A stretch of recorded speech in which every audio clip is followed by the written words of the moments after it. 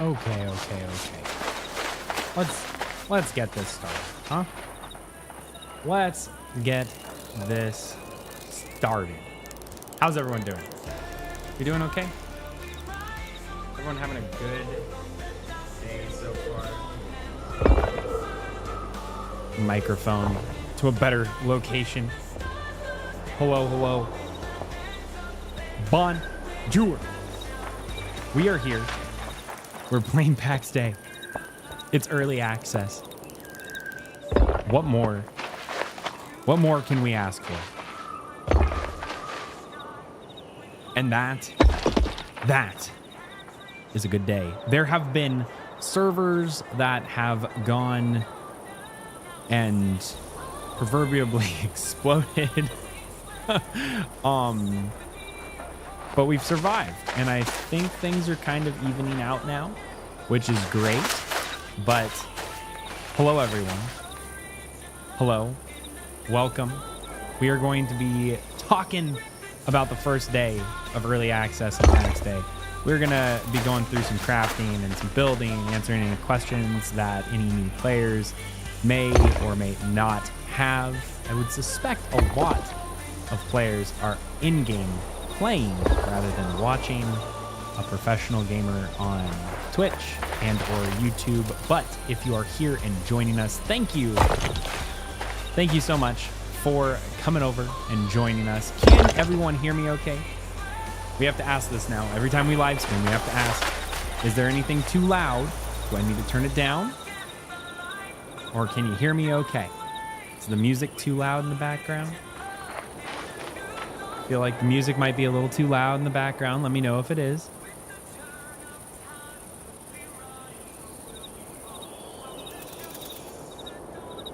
I think that should be okay. What up, Law? How are you doing? What is going on? All right, let's switch away from my face here. We don't need my face. Doing good. It's been a long first day going into Pax Dei. We've got a bunch of members of the Golden Company here chilling out, hanging out, saying hello. We have all of the iron that we will possibly ever need in order to get some stuff done here. It's going to be nuts. There's a lot of iron here. We are going to be leveling some stuff up. Music's good? Perfect. Max, hello, welcome. Game sound is a little bit too high. A little bit too high on game sound? Okay, we can change that. We can change that. In fact, let's come over here. Come right on over here. Turn it down just a little bit. Maybe like right there. How's that? Spaceman Spiff, for a first day, it worked really well. Yeah, I would agree. I think that it, I can't say it went without a hitch, but the servers went live at exactly the time that they were supposed to, maybe like 2 minutes early. We also had a bunch of players able to download on Steam slightly earlier so that they were able to actually get in. I know that I actually re-downloaded the game like once or twice. There was one bug where I got in the game and it wouldn't actually let me create a character. That was shattering in one way or another, because I was the first person in our clan that was supposed to place a plot and everyone was supposed to place around it, and I couldn't get in, and everyone was like, well, Eltarii, what do we do? So that was a little traumatic. But no, we made it through. We got through it, and I'll show you all kind of what we're doing over here too. And honestly, if any viewers want to come and join in the surrounding area, this community is for you. It's not something that we're building just for ourselves. So I'll share that a little bit later as well. Now, the game launched at 5 a.m. Pacific Standard Time. So my time, I'd been up since 3 o'clock in the morning. So I do apologize if the energy is a little bit low for this stream, but I wanted to get the stream out there. And also, you know, this is kind of like a live recording of just a tutorial for new players who might see this video later. So if you all are watching this, please stay tuned because we're going to be going over some stuff that you might want to learn as well. And that goes for anyone in the audience too. But yeah, let's talk a little bit about everything that happened today. So the servers went live. Players were able to get in. There wasn't really too many difficulties when it came to actually being able to get into the game, which was really nice. We pretty much got in. Duff, thank you for the sub. I appreciate that. And pretty much we got in without a hitch, and there for about 3 hours there was pretty much no issue with the game whatsoever. We spent about 2.5 hours placing over 150 plots in the region that we are in. For anyone who's wondering, we did choose Duna, I think that's what it is. Danu, that's what it is. See, late night, late brain. But Danu is where we are in. That's a North American server, and we spawned in Dolavan, which is in the Caries province. And you can't miss us if you spawn in, because in reality, this island right here, we own. This is now called the Golden Isle. We own it. And we are going to be building on everything that the light touches on this island. And we're very quickly at work on our warehouse. We kind of had a little bit of an issue there. And that's actually where a lot of the problems came from today. So about 2.5 hours in, 2 things happened. First and foremost, I am convinced I broke the game. Y'all, I am actually convinced that I broke Pax Dei. So what happened is it was early o'clock in the morning when I got in. I was just trying to, because of having the character creation issue, I was having a problem getting into the game. So when I got in finally, I just pressed O, create clan. And what did I type in? I typed in the Gold Company. For anyone who's watched this channel, friend of the channel, you've been watching for at least a week. You've probably heard me mention the Golden Company. The Golden Company is our name, not the Gold Company. That is like something from Star Wars. I'm not in an X-Wing. I'm not some squadron member. And that is not what we are. We're the Golden Company, dang it. And I didn't realize this until about 3 hours into having our clan up and running. So we had over 50 members in our clan. We'd all been placing plots. I realized this and I said, y'all, we cannot have our name be the Gold Company. That's not what we are. We need to fix it. So we made a new clan, called it Golden Company, like it was supposed to be. And we started the process of transferring everyone over. I literally fired 55 people back to back to back to back to back to back to back, and then was immediately invited into a new clan, which then I was promoted to the leader for, and then immediately started accepting all of those people that I just fired back into the clan. Right when that happened, the servers exploded. I don't know how else to describe it other than I feel personally responsible for actually blowing the server up. I don't know if it was really me or not. It was probably just a silly happenstance, if I'm being completely honest. But either way, the server completely started exploding. Dankelmuir, yes, they are. Everything is working as according to plan. We'll see how long they stay this way, but they will. Bingo knows it. Bingo is a member of the Golden Company and knows that I inevitably exploded the entire server and ruined everyone's experience. No, Dankle, it is going. It's flying.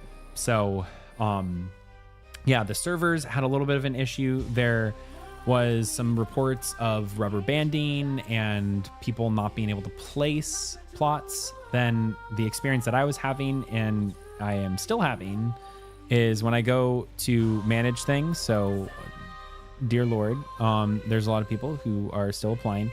There is an application process, y'all, to the Golden Company. Just applying in game, you're not going to get in. That's not how we run things here. So just an FYI on that one. But if you are interested, feel free to message me. So, for example, Jackery. I don't want Jackery to be an elder, right? Hey, Shiro, thank you for the follow.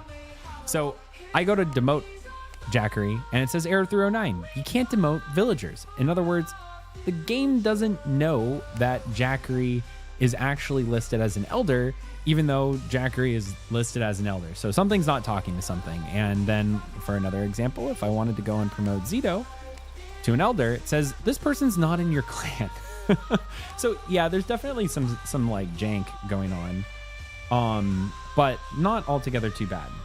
Law, are you having the issue where recipes are taking forever to load?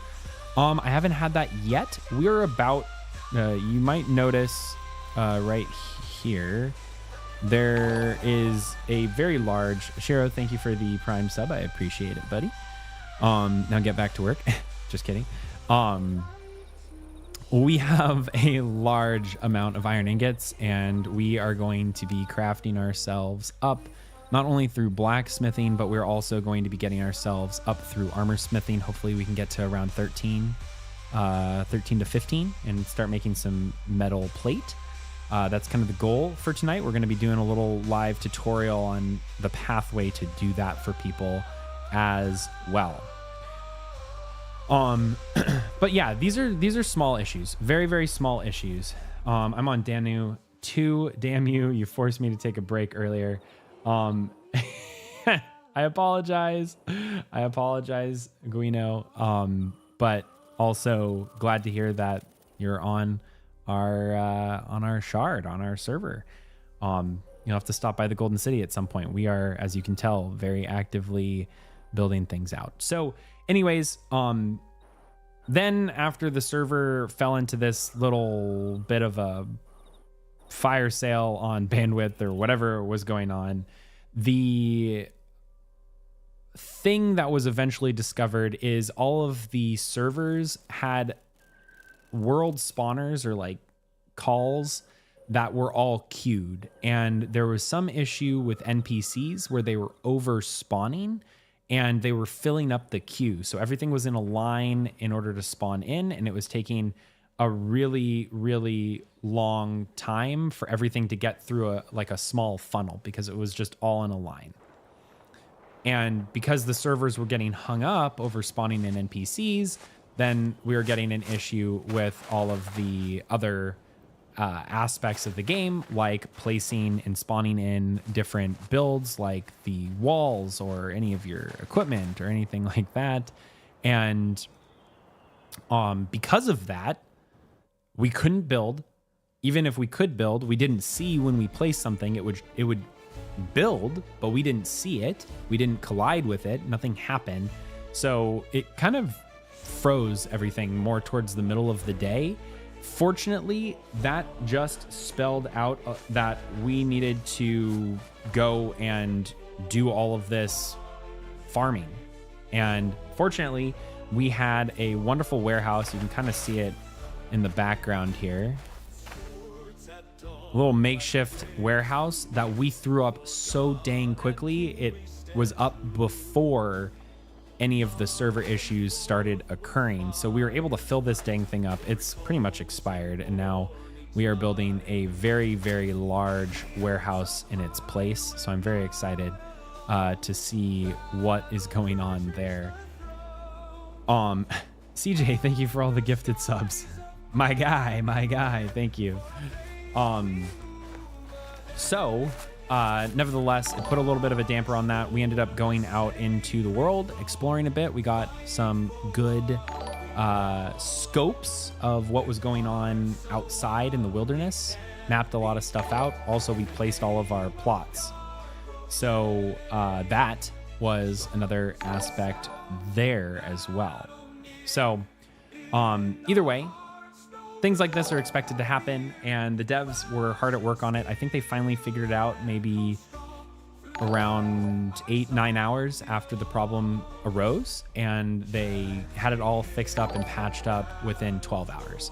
that's a pretty quick turnaround for whatever the issue had been. So, in my opinion, at least. So I think they did a great job on that. Now, what I did want to really talk about for a second here, Blacklight, thank you so much for the gifted subs as well. Y'all are freaking nuts.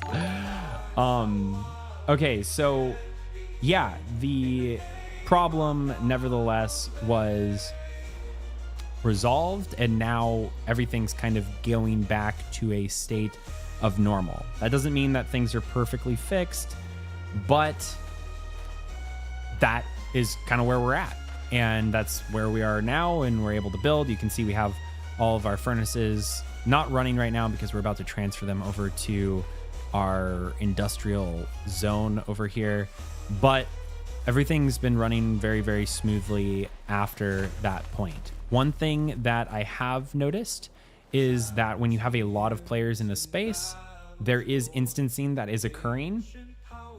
It is seamless, but it does seem to not put a preference as much on whether or not you're in a clan together and putting people together when they're in an instance. So obviously in a home valley, yeah, we're all in the same space. Sometimes people are invisible, sometimes they're not because they're in different instances. You can still build in the same area, but it was quite difficult when we were placing plots and we couldn't physically find the person to place the plot. That can be resolved by adding people to your party. When you add them to your party, you should connect together in the same instance. I don't know if that's something that happens instantaneously when you join into a party and you get transferred back or forth. You might have to do like a zone transfer or maybe a teleport or something like that. But somewhere along the lines, it should help in that way if you don't see your party members. So there's Black Wolf right there. That's Blacklight. Thanks again, Blacklight, for donating all of those gifted subs. Now, with that being said, there is kind of a little bit of an elephant in the room. There are some negative reviews on Steam. Now, it seems as though these are opinions of people who haven't necessarily played the game altogether too long. And it also seems like a lot of these reviews are from players who are participating in the game in a solo play style. They're engaging only as solo players, and it's very clear. It was very clearly stated, 2 days ago, a day ago, what Pax Dei isn't, right? Pax Dei is not a solo game. It's not something that you can just play from start to finish in a couple of days, and it's definitely not something that is designed for you to just participate in your own cell and not have to interact with anybody in the game. You can play it as a solo player, that's fine, but not interacting and trying to do everything by yourself is just setting yourself up for failure, and that's not how Pax Dei is supposed to play. Some people are under the impression that if a game is telling them to play a certain way, then it's a bad game. But to me, my personal opinion is when a game tells you a specific way to play, if that specific way is engaging and fun and they understand what they're trying to do, how they're trying to make a game for players, then that means for those types of players, it's going to be that much better of a game. So there's mixed reviews right now on Steam. That's totally understandable. It's a game that just came out into beta. There's a lot of issues. I mean, I would have to go back and see what games like Baldur's Gate had when it first came out, but I remember being dissatisfied with my experience over there too. Games, when they come out in early access, are not finished products. We need to stop expecting them to be finished products. That's all I'm going to say on that one. Now let's see here. Not going to lie, it's incredibly frustrating seeing people that far along on the first day when it took me 4 hours to see my wood cutting block. So to be fair, David Rice, if you're still here, also welcome to the chat over on YouTube. David, we have over 50 players in our clan. We're very organized. We've had probably 12 hours of meetings leading up to launch day, just in the last week alone, where everyone meticulously has been told exactly how to place their plots, how to like what groups they're in, what they're leveling up, all of these things. We're an incredibly organized group of players. The only reason we are is just so that we can have fun and have these launch days and not be stressed about it, right? Not have any kind of jitters with any of this. So, yeah, that's pretty much why we are so far along. Don't feel discouraged. In fact, if you're near us, David, if you're in Danu, I'm going to get this right at some point. If you're near us in Danu, stop by. We can give you some resources. That's what the Golden City's here for. You can get a nice little fresh start. In fact, if any of you are looking for a better experience and you're in a crappy environment right now, there are a lot of places just across this little river here and just across the river over here. We control this entire island. It's going to be for all of you. We are going to allow you to build on this island eventually. You are going to be able to have your own little private spaces in this place eventually. This is something that we're working on, and it's only the very beginning. So you might not be able to see it yet, but if you stick around long enough, you'll see what this all turns into. And it's going to be a pretty freaking insane build. And this is only the beginning. So I'm very hyped about it. Radiant Heretic, I'm in a group of 2, and we have gotten to wrought iron and have full chainmail and eating decent food. You can do it, but it's difficult. Yeah, and it's totally doable even with 2 people. And it's important that players understand that. You can do things as individuals, but eventually you're going to have to interact with other players. You're going to need to trade. We've already had locals kind of around our island, the Golden Isle, that have come by. They've said, hey, look, we don't want to risk losing our craft here, but we really need better iron axes. Can you give some to us? And then we take their iron heads and that they gave to us, and then we turned it around and we were like, here, take some wrought iron axes instead. Have them. We have the people where we can do this very quickly and efficiently. And if you want to come and benefit from that, then these relationships are things that we're building now, so that if like we need some like rawhide or something like that we don't want to go and gather ourselves because we're busy, teching up or doing other things, that's a viable option. And when markets get added to the game, we're gonna have a massive market on this island for all players to start trading. It's gonna be awesome. But yeah, you can have all of that, and you can still be playing in a solo type experience as well. So hopefully, don't be discouraged.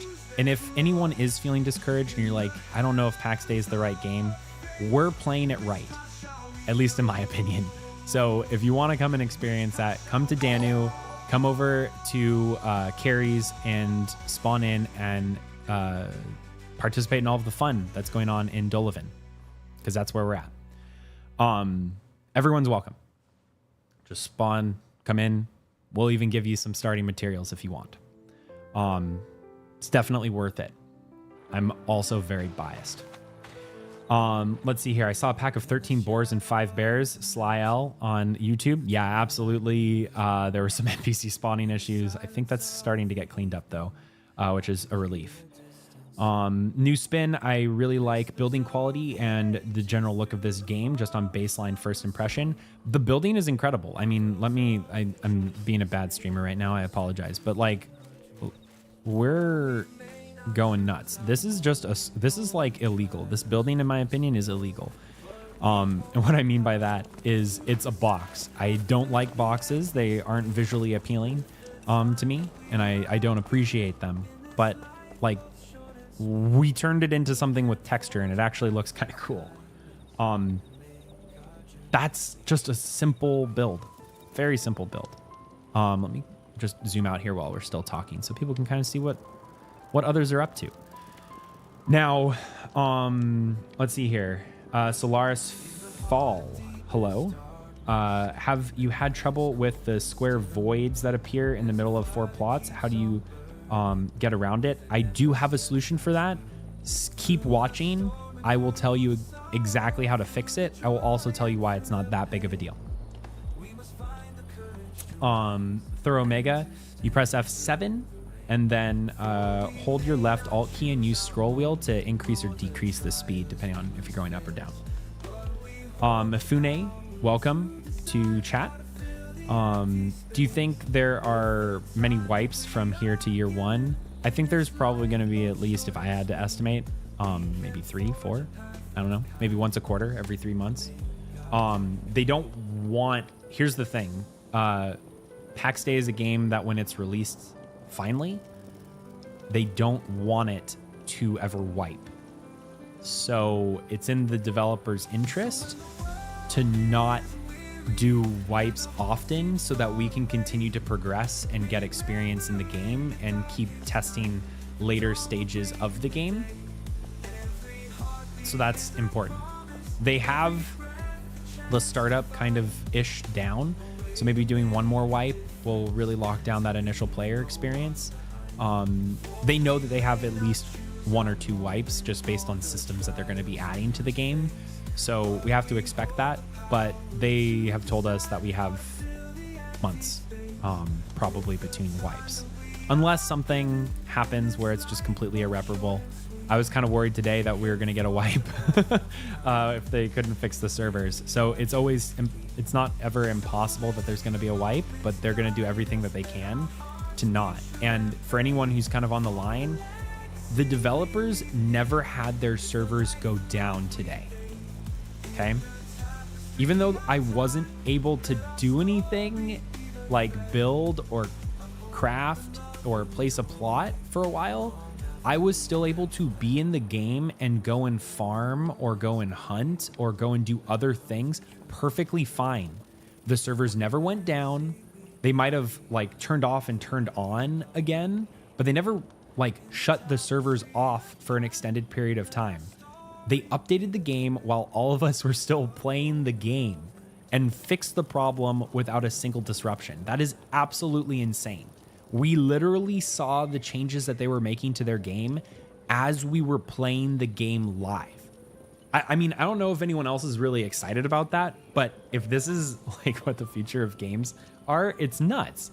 Like, I remember back in the 2000s and playing Guild Wars 2, or I mean, even in 2019, like when Last Oasis came out, and the devs literally had a game-breaking bug that they had to shut the servers down for 2 weeks and then start them back up fresh because it was so bad. It's super freaking cool. I don't understand. I mean, you know, sometimes I'm just a little nerd when it comes to these things, but like, that's cool that we were able to see the changes happen live and that they got it. Yeah, and Oasis, Last Oasis was a great game too, but the game didn't have the ability to spot fix it while everyone's playing, while thousands of players are playing at the same time. WoW was basically not playable for an entire week at release. Yeah. Pepperidge Farm remembers. Hey, morning, how are you doing? Hopefully everything's going well over in Cerneros. Cherneros? These names. Couldn't pick the easy ones like Freya or Primordius. Should I save sand from mining? Yeah, exactly. Kernunos. Thank you, morning. I appreciate that. Yeah, so things happened and we got the fixes that we needed and we're working, we're plugging away. Things are happening. We have all 50 plus of the Golden Company members currently here and we're firing on all cylinders now. So that's really great. But let's see here. Ambro Relaxed on YouTube said I was on Baldur's Gate 3 Early Access back in the day, and it was very, very basic, not like the game that won Game of the Year.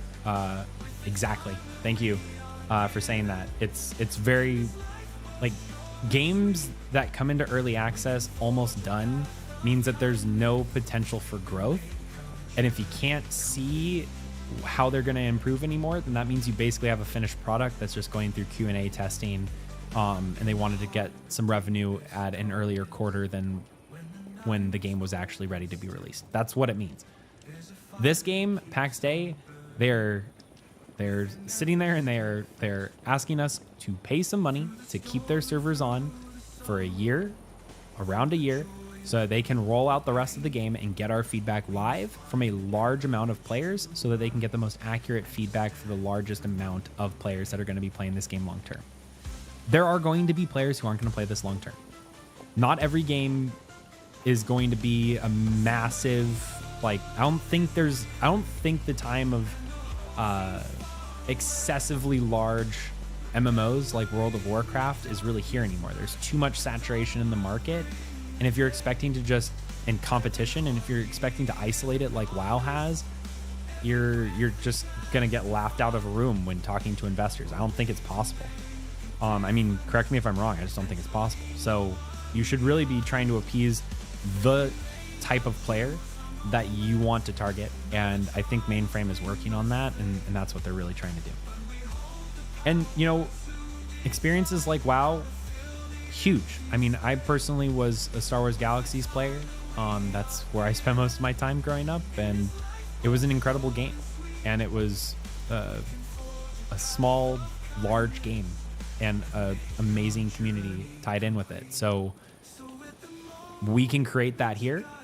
And if it makes anyone feel any better, I mean, the player numbers for Star Wars Galaxies, I think at peak was only like 500,000 or something like that. I mean, correct me if I'm wrong, but I think that's how much it was. It wasn't crazy. That's not hard to get to. You just have to have, 800K. Thank you, Thromega. So it's not hard to get to. You don't need hundreds of millions of players. You need a small team with a dream and the skills to execute on, and a community that believes in that game. 800,000 players, not big. So it's not the end of the world. I know that we are at like mixed reviews on Steam. It's going to be okay. I know some people might be disappointed on it, but it's an early access game. If you are worried about it, check back in a year, see where it's at. There's a lot of things that are going to be getting added over the summer. It sounds like knighthoods are going to be getting added. That brings reason to actually integrate together as a society and as a civilization. Religion is going to be coming into the game. We know the parish system is going to be a thing. We know that there's a whole guild structure for tradespeople. That's going to have benefits to it. Crafting is going to have what's called a comfort system, or a type of comfort system. We know this is something that exists. We know this because I literally interviewed the devs, and they took it from their mouths and they said it to me. Like, these are crazy things that we just haven't been talking about either, that are very exciting and are coming in the next year. So we saw the current roadmap. We know that in-game VoIP is coming. That's going to be amazing for players just looking for very fluid interactions. That's going to be awesome. It's going to be very, very cool. Friendly fire, best way to find a clan. Press O, scroll around, look for the good clan. Or my personally favorite option is whatever area you spawn into, look around. Look at the people that are having a positive influence on your homeland province and ask them if they are looking for anyone to join, and then go through that process. Typically speaking, good clans don't just accept anyone who applies, and you don't want that. Good clans have some sort of application process, maybe even an interview or something like that. If I was a player and I was coming into this game, I don't want to invest my time in a group that I'm going to spend a lot of time working on, and then they just kick me out, or someone else goes and steals all the resources in the clan because everyone was just getting invited randomly. And they steal all the resources, and then all my work was basically zero. We don't want that. So best way to find a clan, whatever zone you're in, go and hang out, find out what's going on around you, and then see if people need help. See if people want to trade. The people who are receptive, those are the ones that you want to interact with, because those are the ones you can trust, at least most of the time. Let's see here. Only Shadow, hello, welcome to the chat as well over on YouTube. I've never played an open world building game where clans didn't block off parts of the map. So For starters, in Pax Dei, you can't. So these roads are literally no build zones, and I think they fixed the bug that was allowing clans to build like that before. So that looks like the problem is being solved there at least, and you can't cross people off from being able to build somewhere. So these roads prevent that from happening. Also, there is literal incentives, like there's going to be literal incentives for clans to bring people in, not to bring them out or like push people away. You want people to come in because they're going to participate in certain areas. Industrial War Machine, welcome to chat over on Twitch. Just finished a 17-hour gaming session. 10 out of 10 would die to a badger again. I almost got killed by a badger today as well. I wasn't paying attention, and I was starting to fall asleep midday. After eating, I was just a little tired, and yeah, that's what happened. So it looks like we are getting ready to build some furnaces here over in our little industrial section. So we will take a look over here as we're building. Yeah, but that's the important thing, right? There's so many different things about this game where you can see and feel how the game is changing for the better. And one great improvement that was kind of like a ghost improvement. Husker Do, hello. Yes, I am the guy from YouTube. I have the tie on and everything. I am professional. I promise. It's the only way I feel good about it. Division, thanks for the follow.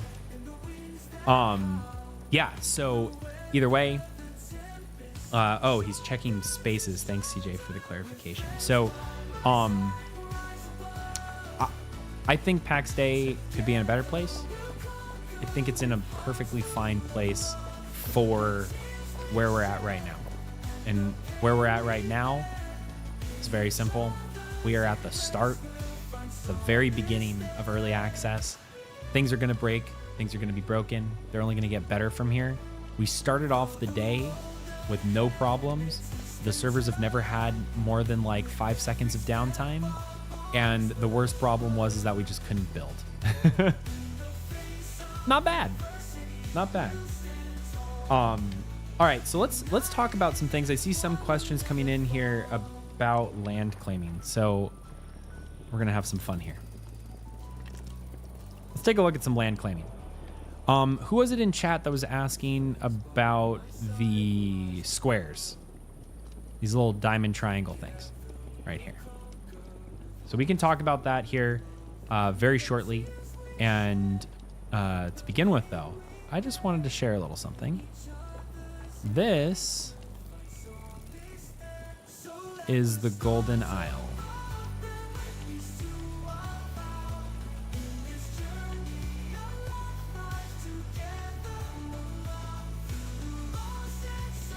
Pretty freaking huge. Am I right? Am I right? So this is massive. This is what we're calling the Golden Isle. We control 98% of the island. Most likely going to control about 100% of the island here very shortly. Very excited for all of that. It's going to be a great time. You see a couple of orange spaces. A lot of them, like the ones over here, these are actually owned by clan members. We had to switch clans in the middle of everything, and that's what happened. So this is the Golden Isle. We're going to be building a lot around here and on here. It's going to be pretty cool. So New Spin Slag was asking about being able to build across water. The question was, do you lose that part of the claim, or can you build over the water, or what? So we're actually planning on building 2 bridges right here. So this little area is what we're trying to call the industrial space. So we actually have, looks like one of the players decided to move. They didn't want to be here. We had a couple of players that came over to this island, but I think it was just way too hard for them to actually do anything here because they don't have the resources to keep building, and all that they have is trees. So this is going to become kind of an industrial island, and we will utilize a lot of this space to gather charcoal or gather wood for charcoal and keep those charcoal kilns burning. You can actually see that we have some kilns right here burning away as we speak. Tara Manara, welcome to chat. So press F7, use the scroll wheel. Yeah, morning. Might need some consultation on getting these bridges done. So we actually have 3 bridges planned. We have a bridge right here, which is planned. We have a bridge right over there. The other one we've got under control pretty well. And then we have another bridge. I wonder who this is. I don't know who this is yet. Wonder who that orange little plot is. Either way, they should have connected. Kind of wasting space if they don't connect. Anyways, we're going to be building another bridge from here connecting to over here, or at least that's what we're going to try and do. Don't know if that's going to be possible or not, but we'll find out. We'll definitely find out. Yeah, looks like people are trying to build in the background here. That's interesting. So either way, that is kind of what we're doing. And I'm very much so looking forward to it.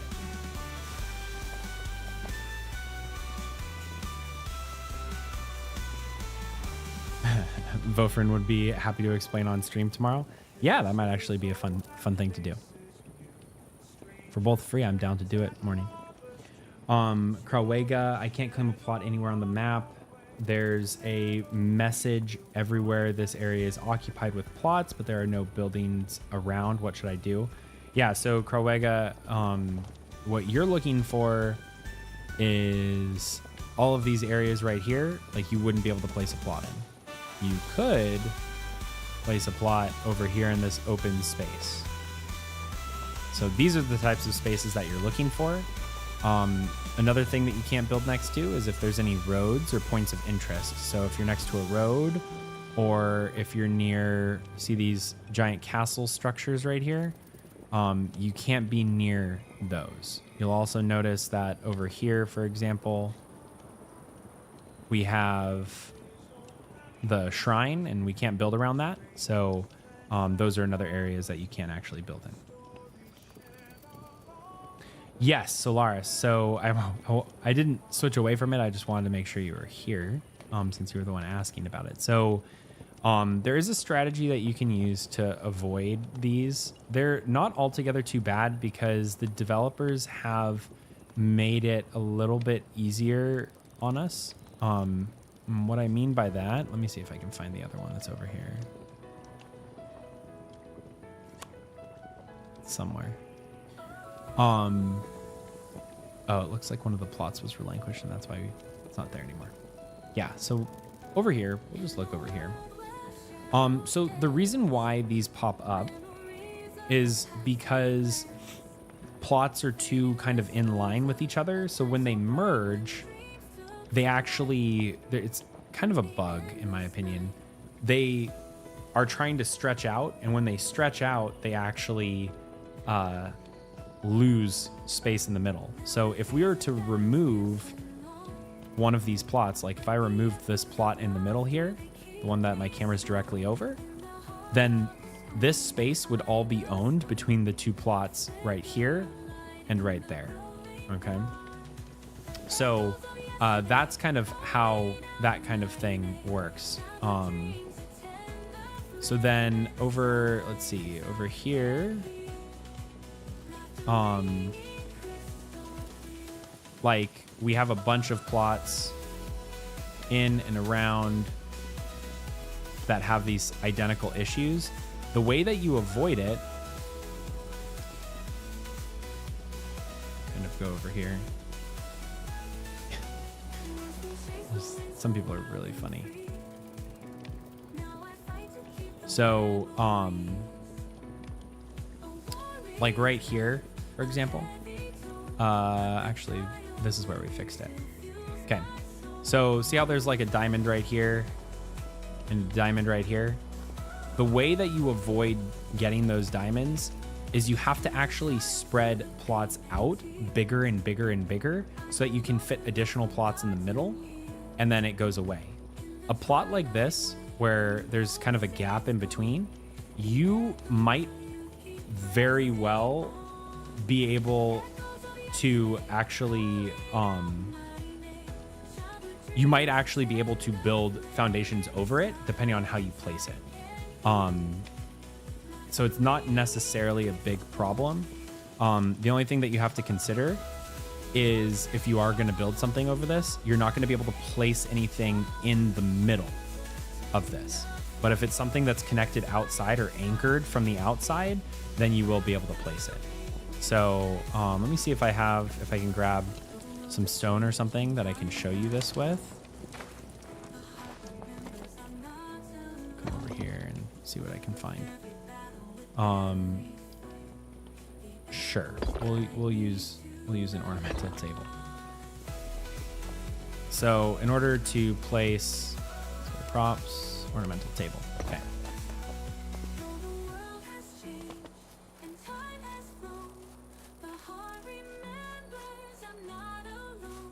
Okay.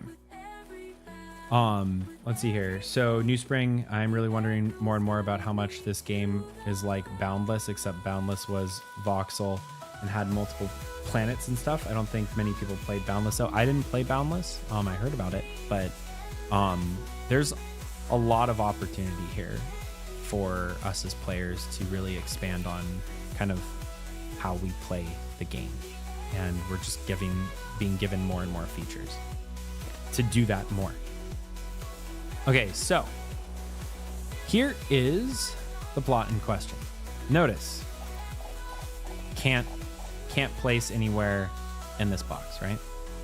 Once the anchor point, and I'll show you what the anchor point is.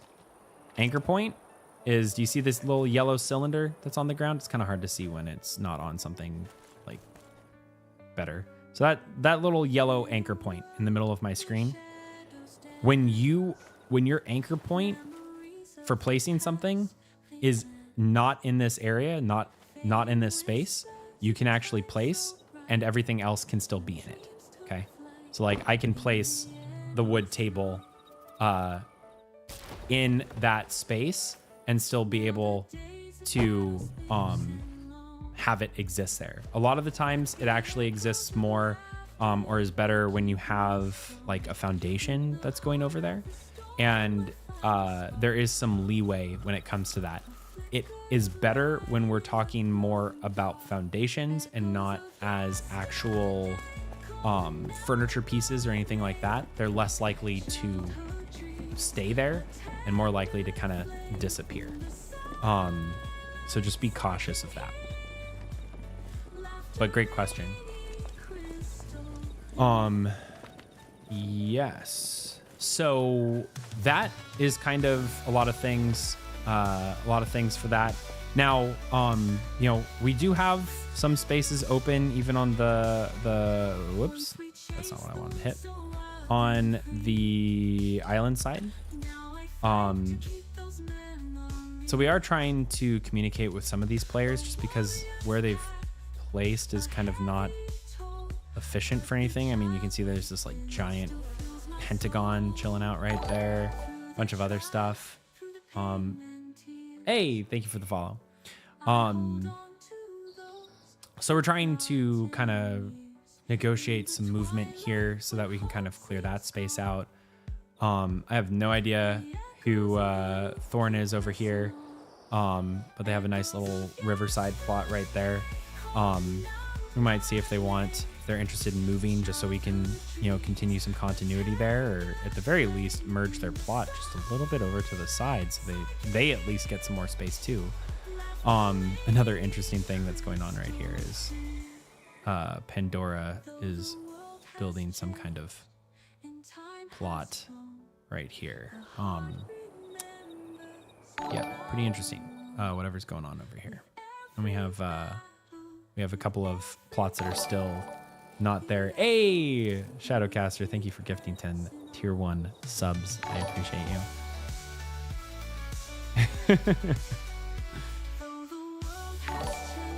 He's Omega, been walking around a little bit. Okay, got it. CJ, do you know who Pandora is? Creeping up on our back end here? Because I don't know who Pandora is. But it'll be nice to meet them. But either way, yeah, this is kind of the space. This is the Golden Isle. Super fun, super excited to be sharing all of that. Is there a slash dance emote like in game, New Spin? Probably not. Last I checked. Yeah, there's no dance. The only emotes that exist in game right now are wave, lie down, please, no, and sit. Happy camper, welcome. Thank you for the follow. Thanks, Shadowcaster, for all of the gifted subs there. Really appreciate you. Okay, so yeah, what are we going to be doing today? Let's take a look at some of the blacksmithing options over here. We are currently at a skill level of 8. I'm going to take you on a quick little journey of how to get to that point and then where to go from there. So first and foremost, when you are looking to start your journey for making something out of iron, the first place that you really have to start is harvesting the impure iron ore. Now, it is important to note, especially for new players, when you place plots, any node that existed on your plot beforehand does not exist anymore when after you place the plot and it gets harvested. All right. So if there was anything that's spawning here, it's not spawning anymore. We did a lot of recon in this space, and we knew that it wasn't going to be resource heavy. So that's why we chose this location, is because we could place all these plots without feeling like we're destroying the resource distribution in the valley. I know. It is sacrilege. Every MMO should have slash dance. I'm sure there will be a slash dance in Pax Day at some point. Plays vicariously through you while I never sleep. I'm sorry. Hopefully work's going okay for you tonight.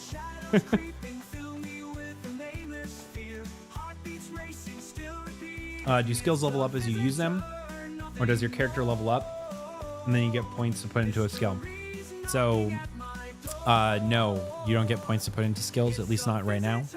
The way that it works is you get experience for doing things. So I've done a little bit of carpentry. I've done quite a bit more of armor smithing. I've done a little bit of blacksmithing, and I've done some mining and wood cutting. That's how I got that. How do I get to be a part of a kingdom like this? Well, Ripper Easy, first and foremost, welcome to chat. You can join. We're in Danu on North America, and we're in Caries, and our home valley is Dolavan. We're located literally right where you spawn in. You're more than welcome to come and settle in this area. There's a lot of players actually who have come and settled in this area, and they're all interacting with us. Or they at least have the opportunity to. This is where all of the citizenship is expected to stay, and we're going to build them an amazing city with an amazing marketplace and a lot of services that they can utilize whenever they want. And that's really the benefit of settling near the Golden City. As more and more player organizations kind of come in as well, we expect that there will be large, small, medium player groups that are all interacting with us, which is going to be great. I'd rather level by doing the thing than having to grind XP according to the meta, and then invest those points into something unrelated to the XP grind. Yeah. So you do spend a lot of time just doing the thing. That could be a good thing or that could be a bad thing, depending on how you are or what exactly you're working on. There's JC. Hi, JC. Okay, so where we start in this iron journey here, it is highly recommended that you kind of scope out the area that you're in and make sure that you're spawning in near where these nodes exist. You'll see that there's not many nodes, at least over in this area. It seems as though there weren't many there to begin with, but fortunately for us, there is a really awesome quarry that exists just over the ledge here, and we did scope this out, and it does have a spawn node for impure iron. So if we needed to, we could go all the way over to this quarry, which is right here, and we could go and collect a lot of impure iron that way. Or we could find some impure iron that's hidden away in any of these locations as we're walking over there. So you might see like over here, these rocks, those are not impure iron ore nodes over there. I'll show you what they are. I'm pretty sure these are granite or limestone. No, it's granite. Never take those rocks for granite, y'all. So there is hold on. So you know, there's a lot of different rocks and resources over here. Granite's actually a pretty important one for things, or at least that's what we would expect it would be for a couple of new types of build pieces that are coming out. So looks like impure iron is not available in this particular area, but that's okay because we'll walk all the way over here. Pimo, hello, over on YouTube. We are in Danu in Dolovan, which is a part of Kerry's province. That's where we're at. When you spawn in, you can't miss us. I like it. I'm getting so tempted to get this game. Sorry for taking over chat, but you can see all the claimed territory looking at the map or just on your own land. So you can see everyone's claimed territories when you pull out the hammer. So you can see whenever someone's placed, it's pretty clear where all of those things are. So it's also very, very important if you're coming into the game that you just pay attention to where nodes are and just really make sure that you're being conscientious of not placing your plots on something that players are going to be utilizing a lot of, things like impure iron, because once you place that plot, the impure iron is gone. You don't get it back unless you pull away from that plot. So here's some impure iron ore. So we'll go ahead and gather some of it. And finding the resource is really just half the battle. Once you find it and identify it, that is only the first step, right? So you have to make sure that you find it, locate it, gather it, have the material necessary to gather it. Shadow, hello, welcome. Thank you for the Prime sub.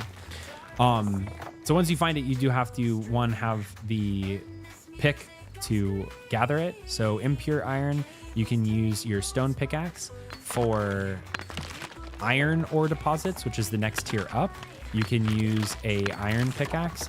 And then for pure iron deposits, it's really, you need to have a you need to have a wrought iron pickaxe for that. So you have to kind of procedurally go up in the tiers in order to be able to hit the harder and harder ones. So if you're walking up to a rock or a tree and it says too hard, Mr. Crust, thanks for the sub over on YouTube. That's why those things are the way that they are, basically. If it's too hard, then that means you don't have a good enough axe to chop it. So see right here where it says too hard? That means the iron axe that I have right now, you can see it's iron chopping axe. That means it's not strong enough to chop down this tree. So I would probably need a wrought iron axe in order to chop that down. So that's why you need to be able to not only identify the resource when you're walking around, because it doesn't just say iron ore deposit from a million miles away. You have to see it and actually go to it. You identify it. You have the right tools to be able to harvest it. And then after you've harvested it, you need to actually have the appropriate way to refine it. So we're going to use a new feature here. I pressed and held T, and then I clicked Home Shrine. This is different from all of the other alphas. This has, I believe, a 1 hour cooldown period. It doesn't say exactly what it is, but I'm pretty sure it is a 1 hour cooldown period. And it takes me back to where I spawned. So see this crown that's right next to this giant Petra Dei here? That's what these giant stone monoliths are called, or Petra Deis. When the crown is there, that means this is your home spawn. So when you press and hold T and you click Home Shrine, that's what you're doing. So you can see right here, there's a little bar. It's going to go all the way down, and then I can use it again. I'm pretty sure this is an hour-long timer. Only Shadow, any recommendations for a good starting zone for solo players? Yeah, start in a zone that is near a very large civilization like this one, so that when you need something, you can go and trade for it. And then that way you don't have to worry necessarily about being good at everything. You can utilize the resources that are available to large groups or large civilizations, trade with them to get some other stuff, which is going to give you a boost. That boost is really just an efficiency, so your life doesn't suck for the next 20 hours or 50 hours because you're grinding your face against the ground. You can still progress and do everything and get up there eventually, but even having the tools, the higher tier tools, results in being able to gather and harvest things quicker. It makes things more efficient. You don't have to repair them as often sometimes. These are all efficiencies that you get from just teching up 1 or 2 times. It's way worth it to do that. If you can go and gather a bunch of resources, like a bunch of simple resources for a large group, and then they just give you a wrought iron axe, that is worth its weight in gold. Like, there's not even gold in the game yet. It's worth it. So we have now gathered the iron ore, impure iron ore. And next, what you'd need to do is a couple of things. So first component, identify. Second component, have the right tool to harvest it. Third component, so you have to have the right tools to actually refine it. So you can see right here, it's a basic furnace. If I open up this menu here, we have crafting plot, basic furnace. In order to make this basic furnace, you need to have 60 clay, 8 nice rocks, and 12 short wood stalks. The clay, very easy to get. All you have to do is look anywhere where there's kind of water nearby, and you're going to have access to clay. Just pick up like 1 full node, 2 full nodes, and you're going to be able to make at least 1 of these. Next up is the nice rocks. You can literally pick those up from anywhere in the world. They're just rocks that spawn on the ground. As long as a plot isn't on top of that ground, you should be able to pick it up. Otherwise, you can find it in the form of really large rocks. They look really smooth with no rough edges on them, and they look kind of white. Those are nice rocks. And you can use just any stone pickaxe to chop them down. If you have higher tier pickaxes, it really reduces the time to harvest them.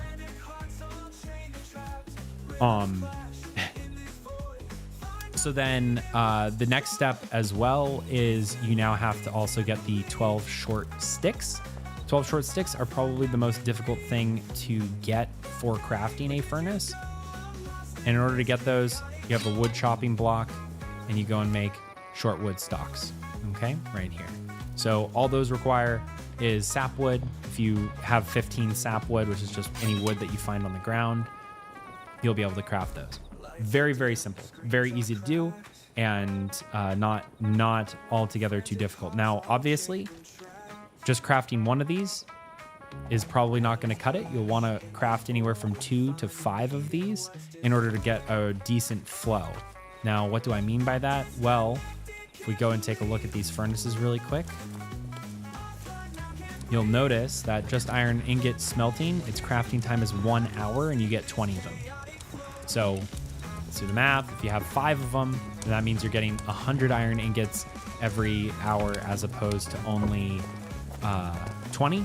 That makes a huge difference. If you had 100 iron ingots, chances are you'd be able to, as a solo player, level all of your blacksmithing up to at least level 5 and then have a full suit of chainmail armor crafted and ready to go, and also be at around level 10 in armor smithing, while also being at a decent level around like 5 to 8 for weaponsmithing. That's just from 1 hour of crafting alone. It will take about 5 hours for you to get all of the resources to actually do that, though. So that's important to notice. Yes, Russian spy, we are settled on Danu, and we are located in Dolovan, which is a part of the Caries province. And yeah, market stalls are going to be the first little bit of content as well. So, okay, we've gone through, we have the basic furnace. Now you'll notice that the other component here is charcoal. So I'll show you just really quickly how to make that. So it's just a recipe that you get when you start off the game and you pick up clay and sapwood for the first time. This is a lot easier to make. It's only 25 clay and 10 sapwood. You need to make many of these, like many of these. Don't be cheap on them. Anywhere between 5 to 10 of those is going to be really useful. Now you only have 1 plot, so make do with what you have. And this is where trading can come in useful. Being able to go out and ask someone for some from someone to give you some charcoal for a trade, they'd love to do that. Vice versa, if you specialize in making charcoal and you want to start selling charcoal, then that's a really good deal. You can see here the recipe for charcoal. 20 minutes, you get 25 charcoal for every 50 wood that you put in. So you do have to, you're losing product as you make it, as you refine it. So you start with 50, you go down to 25. It only takes 20 minutes though. So in the course of an hour, you can make 75 charcoal per kiln. And just as another reminder, it requires 80 charcoal per smelt per hour. So pretty much you're gonna need about 2 kilns for every 1 of these. It's really like 1.1 kilns for every smelter, or for every furnace, sorry. So do the math and you'll be able to equate it out. So every hour you're producing the right amount of charcoal for the right amount of smelters.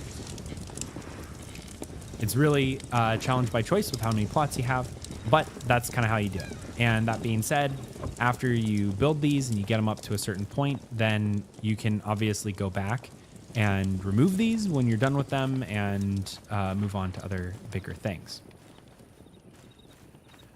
You're right, the music is off. Let's get that music going again. I'll move it around here.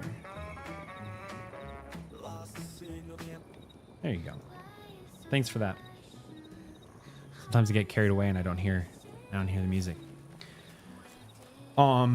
All right, so now we are at the point where we have some resources that we can utilize, and we want those to get cooked at some point. So that's what we will do.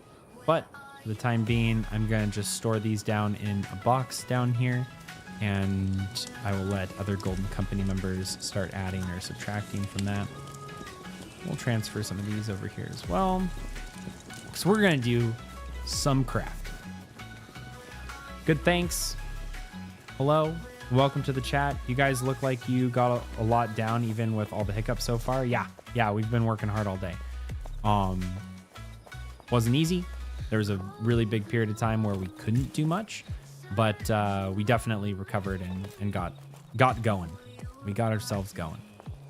Okay, so first things first, I do have an order from one of my clanmates. They're asking for some iron hinges.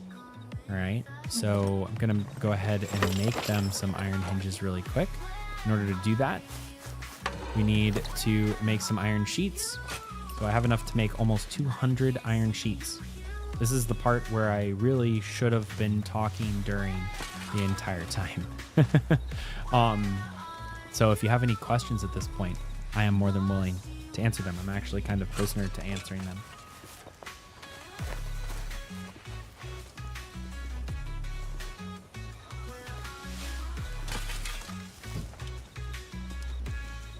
Dad and Son Gaming, much experience gaming.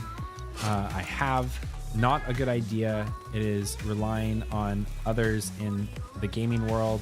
I predict a game of ruined cities and a handful of solo in 3 years. Then I will watch closely. It's a very pessimistic way of looking at things. Yeah, I don't really see how that's a possibility here. The game legitimately incentivizes you to actually work together. So I don't see how a game that is pulling players together is going to end up with a bunch of solo players at the end of it. Maybe if all of the players in the world are just a bunch of, individuals that can't handle social interaction, then yeah, I could see that being a thing. But I'm literally in a group of 50 players right now that are the opposite of that. And they all have very diverse backgrounds. We made sure of it.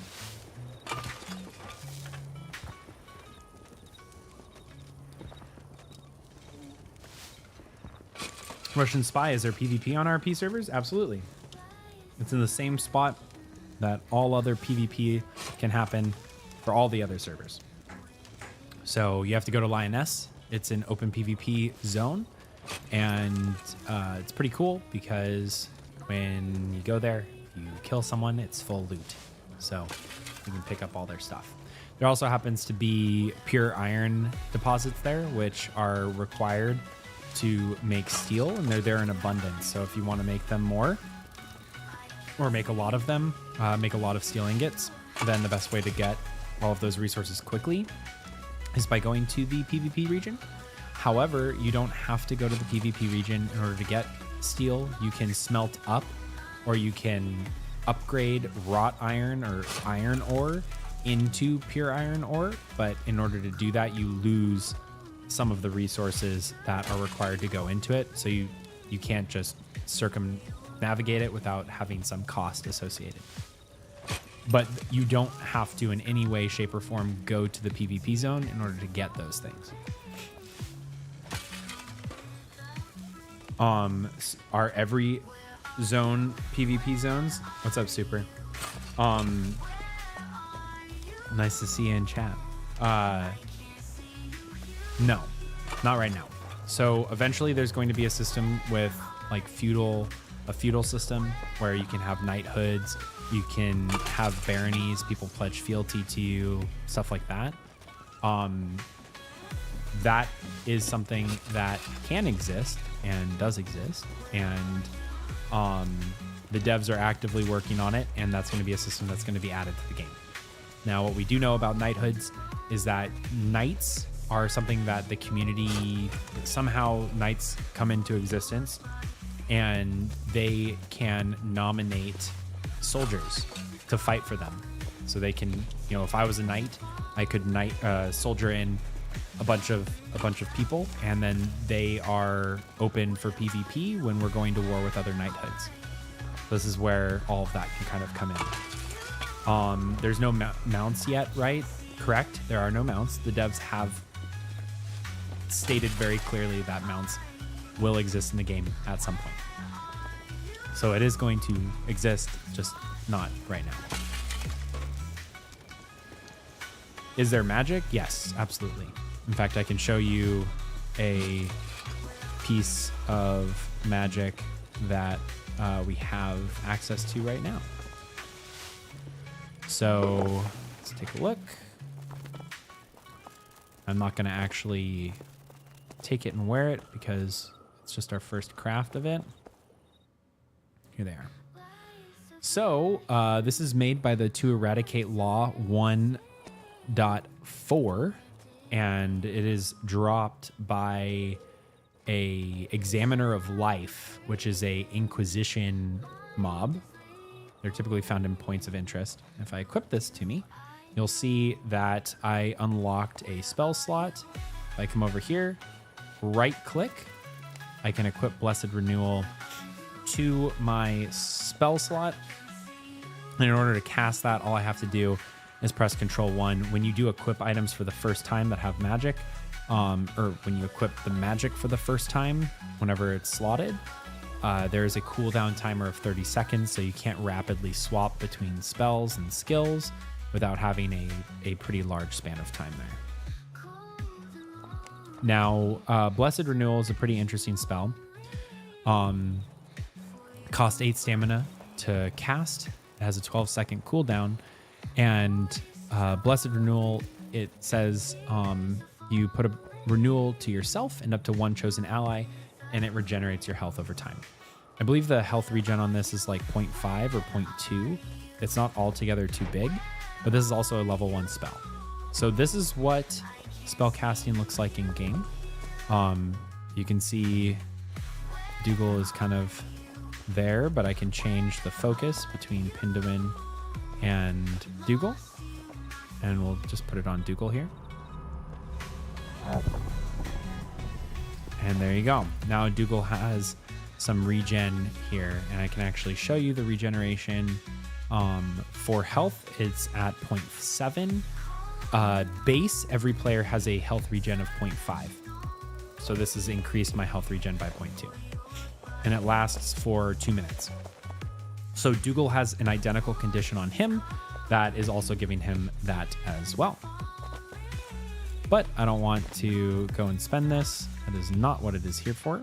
But I did want to show it just because we do have some magic that I can show in game. All right, so I do need all of these nails because I'm supposed to make hinges. I'm probably behind the times and I'm making something that's not needed anymore, but hey, what the heck? Might as well make it. So the reason why we're making hinges is because they allow for the ability to craft these decorated chests here. And decorated chests are beneficial because you have simple chests, which just need iron to make. And I don't even know if they need iron to make, honestly. They have only 1, 2, 3, 4, 5, 6, 7, 14, 15 slots, right? Here we have 1, 2, 3, 4, 5, 6, 7, 14, 28, 30. So they're literally twice the size. Twice the size. It's huge. It's massive. So they're really beneficial, and since we're building out our warehouse, kind of quintessentially needed. Okay, so we're going to be crafting 36 of them. Very, very nice. New Spin Slag, thank you for the Prime sub. I appreciate it. So let's go ahead and get crafting on these.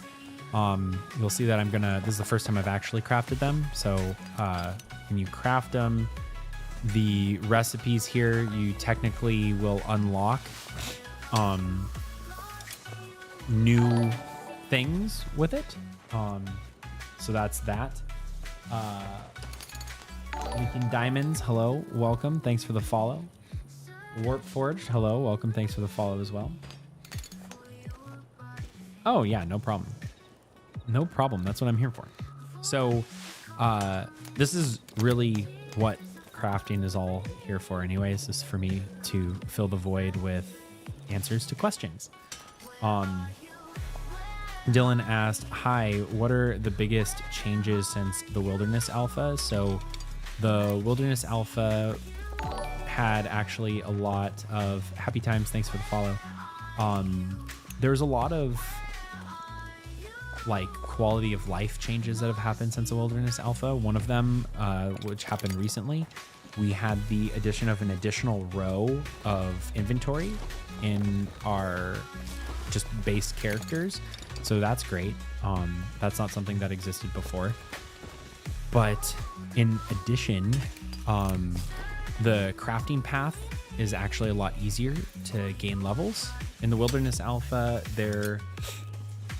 crafting was really difficult. There wasn't a clear path to actually get there, and it was wrought with failure. In this, you don't fail as much. When you finally do grind up to a level where you have the green stars or the crowns, that means that you've either mastered them or that the craft is trivial. You're guaranteed to succeed. That's not something that exists in the Wilderness Alpha, and it's a really awesome quality of life bit there. To chop harder trees, do I need to just cut down more trees, or do I need a better axe? Bitrust over on YouTube. You need a better axe. So the skill helps you with acquiring more wood when you cut it down, or doing potentially more damage to the wood slightly. The tier of axe that you're using is the thing that determines what hardness level you can actually cut down. So if something says too hard, then that means that you don't have the right tier. You need a stronger axe. That's how that works. It also applies the same way for pickaxes when you're trying to harvest different minerals. Yep, no problem.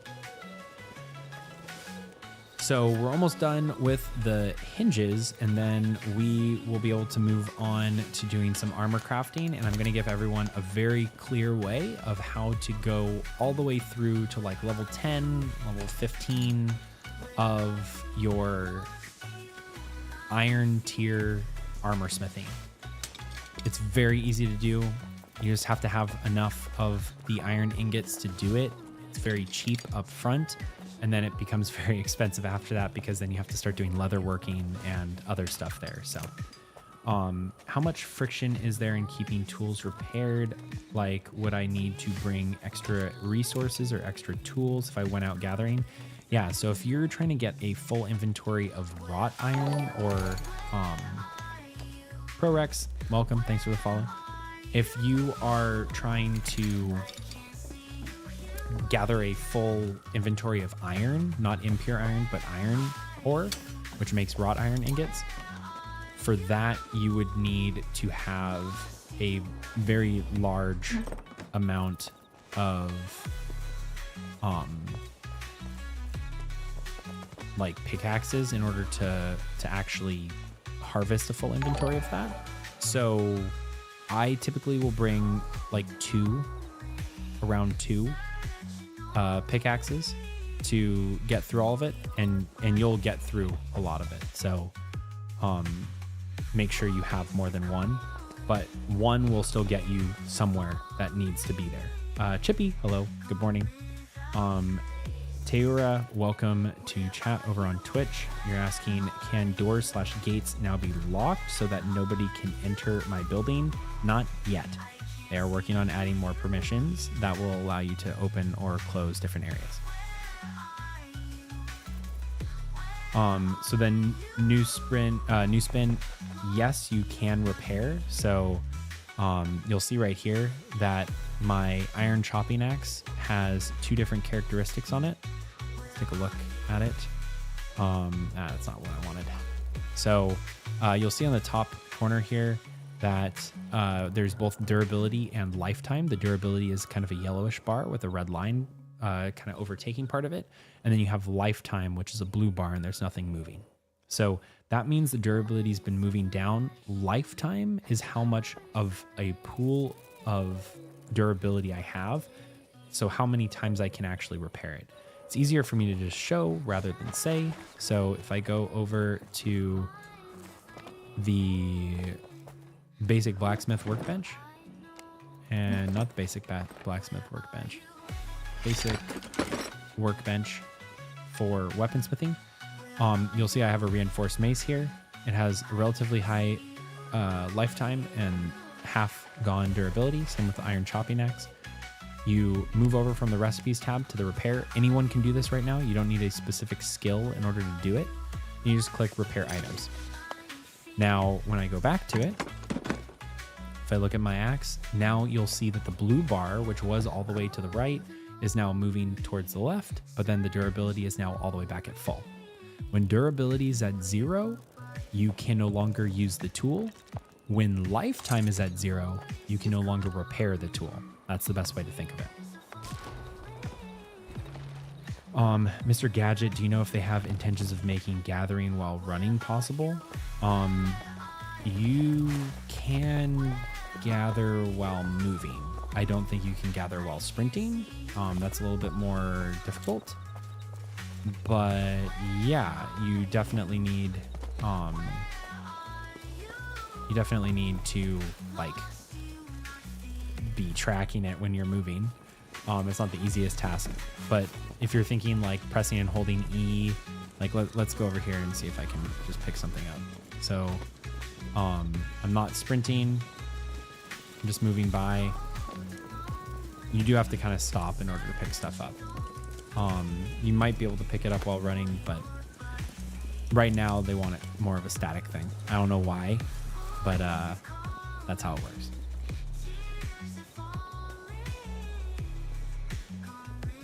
Yeah, so that's kind of how that works, new spin.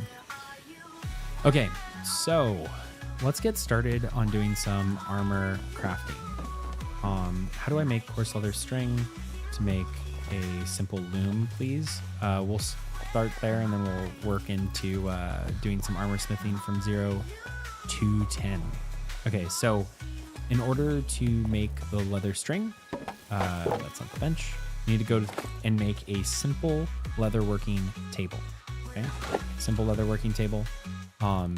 In order to make that, you're going to have to craft it at a basic carpenter's workbench. Okay. And in order to do that, you're going to need basic leather working tools crafted from the crafting or carpentry station. In order to make that, you're going to need bone fragments, which you get from killing animals like boar. You're going to need 10 sapwood, and you're going to need flint, which you can find as tiny little sharp rocks that are kind of black colored near rivers. Once you make that, you will get another recipe that just requires some different types of wood resources in order to make a simple leather working table. Once you have that, you should be able to make, I believe it was coarse leather string is what you needed. You can make coarse leather string by getting using rawhide. So you might be asking like, oh, how do I make rawhide?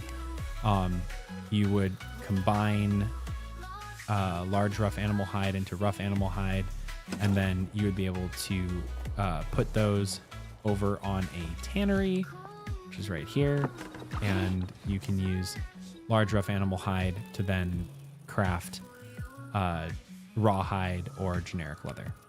It makes the same thing. There's two different types though, so make sure you're paying attention to that. Yeah, so that's kind of how you get those leather strings. Next up, we will go and talk a little bit about armor. Okay, so you're going to start off with the basic armorer's workbench. You do the exact same thing. So what I mean by that, so you're going to go to the carpentry workbench, because you need to make the basic armorer's table. So you make the carpentry workbench, which is this thing right here. It's located in Builder. Only needs a couple of wood beams, planks, wood pegs, which you get from the wood chopping block. Then after you make that, come over here and you're going to make the basic blacksmithing tools, because let's face it, you're going to need those as well. And then you are also going to need the, let's see, I'm pretty sure that's what you need. And then you're also going to need to make a anvil stone. Once you make the anvil stone and the basic blacksmithing tools, then you can come over here. You can see that the stone anvil allows you to make some things. You're going to want to, as quickly as you can, get over to an iron anvil head. You don't have to, but you're going to want to. And then once you do, what you really need to make is the blacksmithing workbench, basic blacksmithing workbench. And from there, you can make the basic armor smithing tools. That's what unlocks the recipe to make the basic armor's workbench. And that's where we start this process. Okay. So when you start off, you're going to be able to make primitive chainmail hauberks. They require iron wire. Where do you get iron wire from? Well, if you have just the stone anvil, you can make the iron wire from the stone anvil. But if you went ahead and followed my advice and made a basic forge, which does require the bellows from the blacksmith workbench, see the bellows?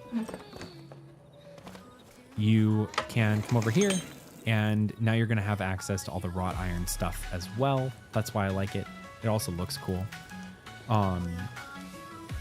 So that is that. Now, iron wires only cost 1 iron ingot to make, and you get 10 iron wires from them. So every time you have an iron ingot, you're going to be able to make 90% of a chainmail halberd. Okay. The nice thing about this leveling path is the further you go, the easier it gets in terms of resources, at least for a time. So you start off with a primitive chainmail halberd that only requires 2 in your armor smithing. You're going to make a bunch of them. You're going to fail some of them. One of the improvements here now is that even when you fail, you do get some resources back, and you also get experience back. That's a big one. Didn't exist before, so you're at least getting a little bit back even if you fail. As a result as well, when you have trivial crafts, so the green stars, when you craft those, you also get a small amount of experience even for crafting those, and those are guaranteed experience points. It's not a lot of experience, but hey, guaranteed's better than nothing. So you're going to start with a chainmail halberd. It only requires level 2. You're going to be under leveled. You don't want to be gaining levels off of things that are yellow, that have like the 3 pips. You want to be leveling off of things that either have 1 pip or 2 pips. And really, you're making this decision based on how much resources the 2 pips has versus how much resources the 1 pip has. So for example, right now, the primitive chainmail gloves have 1 pip, which means I'm going to fail a lot more. They're classified as hard, whereas the moderate difficulty has the 2 pips. Now, the primitive chainmail shoes require 4 iron wire, whereas the primitive chainmail gloves, 2, are going to require 3 iron wires. Way cheaper. And when we're talking about doing a lot of crafts, you want to go with the one that's cheaper. Even if you fail more, you're going to be getting, on average, more experience, and you can just hit that craft all button, set it, forget it, and then just start dragging these chainmails off of your inventory as you start crafting. Now, this gets you to level 15, and then we start getting into more difficult areas. So after level 15, you're going to start needing things like coarse leather bands, coarse linen cloth. Those require a lot more resources in order to craft. These become a lot more expensive to start grinding. Once you get up into these levels, it's not going to be an easy walk in the park like the first 15. I want everyone to know that. It is very, very difficult. So that is what we're going to do.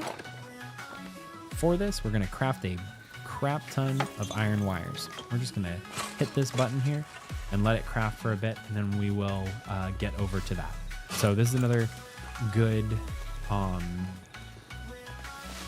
this is another great time for us to talk about any questions that you might have, because we're just sitting here crafting out some iron wires.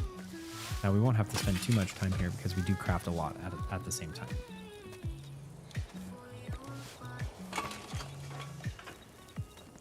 Doing a lot of talking. getting chapped.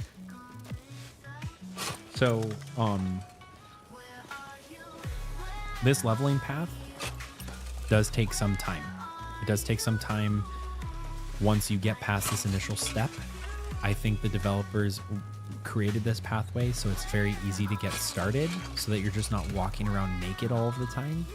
And if anyone puts in the work, really this path should take maybe 6 hours to get all the way through. 6 to 8 hours, even as a solo-ish player. Worm Skull. What are your initial impressions on the long-term playability of this game? I'm 100% new to it, so a nutshell summary would be helpful. So, Worm, a large aspect of this game right now has to do with building. So the argument that I would use for long-term in its current state is it has a lot of building and exploration to it. Right now, it's very comparable to games like maybe Valheim, and There's an aspect of building up your home, getting new things, putting those new things in your home, going out and farming different types of enemies to get new resources, and then carrying that process over and over and over again. So long-term playability, though, for games like Valheim really comes from the creative side and being able to build. That's in its current state, though. There is a big difference between Pax Dei in its current state and Pax Dei in future state.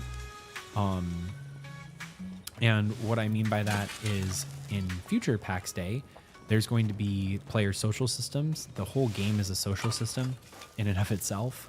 There's going to be knighthoods, baronies, there's going to be guilds, there's going to be churches and religions. There's going to be a lot of different ways that you can go and find new spells. The way that you get spells in this game is you go and kill rare mobs, and those rare mobs drop resources that only they can drop, and then those unlock special spells. Now, the game eventually is going to have lore that exists in-game that when you find it in-game, it'll give you hints as to where to find different things, like new spells and other ways that you can use stuff. And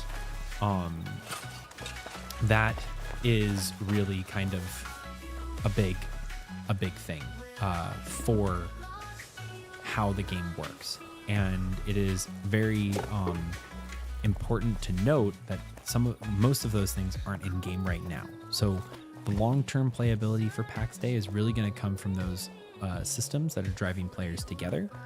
Those systems aren't in the game yet. When they get in the game, it's going to be a lot better, and it's going to be a lot more immersive for those purposes. And that's why I have a lot of confidence in kind of what we're going to get in the future, because it has a lot to look forward to. Okay, so we're actually going to come over here. We're going to do some basic armoring here. Now, like I said, if you were being a little bit less risk averse, or you're being a little bit more risk averse, you would go and make primitive chainmail shoes. Moderate, you're going to succeed more than 50% of the time, in my opinion. But we like to live life on the edge. So we're going to craft 113 primitive chainmail glove tubes. Pure Carlitos. Game definitely needs a purpose. You definitely have one. Just in existing in the game and building this stuff up and going out and exploring. But there is going to be a lot more incentives for players to do things. It's all going to be socially driven. So do you want to be a baron? If yes, then you're going to have to go and interact with players, go and play certain ways, level up certain things, interact in certain ways. That's going to drive you to go and do that. There's going to be some competition with other players who are also looking to do that. And that's what's going to keep you kind of logging in if that's what you're looking for. Waiting for MMO. How high can I build a castle? How deep can I build a basement and sewers? Limitless, or are there invisible walls? So you can't actually dig into the ground. There's no terraforming in Pax Dei. That is not something that you can do.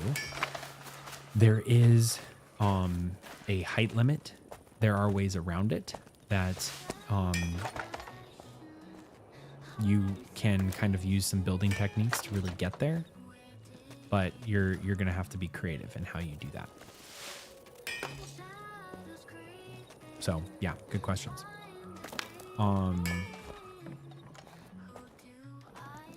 Stephen, over on YouTube, any recommendations on settings, TSR, native AA? I've been running generic settings. I did switch it to a borderless mode. The only reason I had it in borderless was just because, or not borderless, windowed full screen. Yeah, borderless. So the only reason I did that is so I can do like stream setups and stuff like that using it, and it works better. So I can take my mouse and move to another screen on my streaming PC, as opposed to on my gaming PC. But really, that's the only reason why I do it that way. But I haven't done any like advanced settings or anything like that, optimizations. I don't normally do that just because I have a tendency to mess things up more than make them better.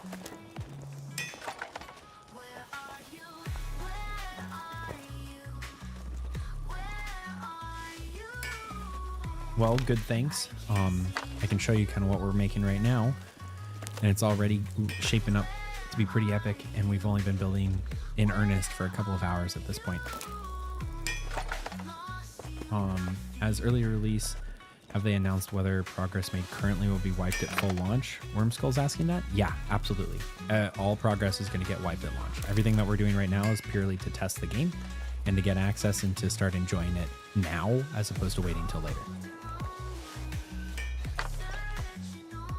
Peer, it would be good to be able to save the blueprint of your building or plot. Yeah, I think that's a feature that the devs mentioned is something they want to add. They don't have any guarantees on whether or not they're going to be able to, but it's kind of one of those features that's really shoring up in a lot of other games kind of in this genre that I think is more like table stakes. It's just something that you have to start including now because everyone expects it. Wormskull, I play Star Citizen, so it feels like it's a similar state to that's development cycle.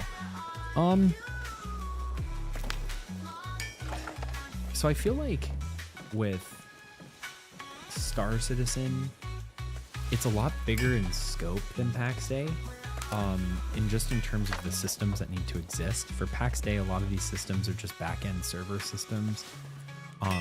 And then obviously adding in content for us to enjoy. Whereas I feel like with Star Citizen, it's a lot more just generative content, things that kind of spontaneously happen. And as a result, there's a lot of engine stuff that has to go into that. That's just my opinion, but definitely in similar places in the development cycle in terms of how far along they are. I just think Star Citizen has a lot more difficulty or a lot more stuff in the way. In that, they are working on features and still wiping during the process of development. Yeah, exactly. So, yes, that is something that is happening. Oh no, we have no more room. We'll pick up this iron wire if we can. There we go. Don't want to leave any iron wire just sitting around, right? We're gonna come over here. Gonna add, oops.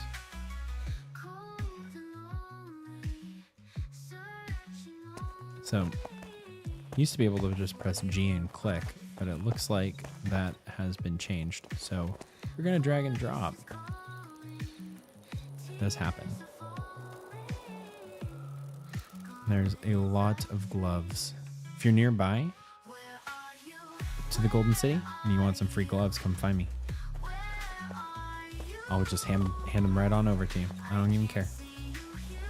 We're just grinding. We're just grinding. Level 9, we did level up once already.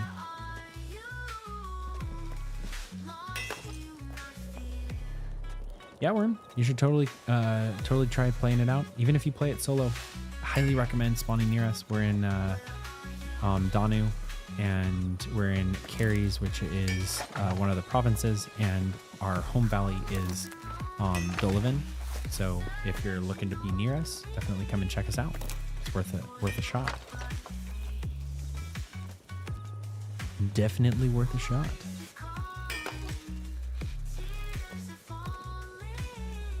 Yeah, the map should be more populated with points of interest and dungeons. That would probably happen in the future. Totally agree.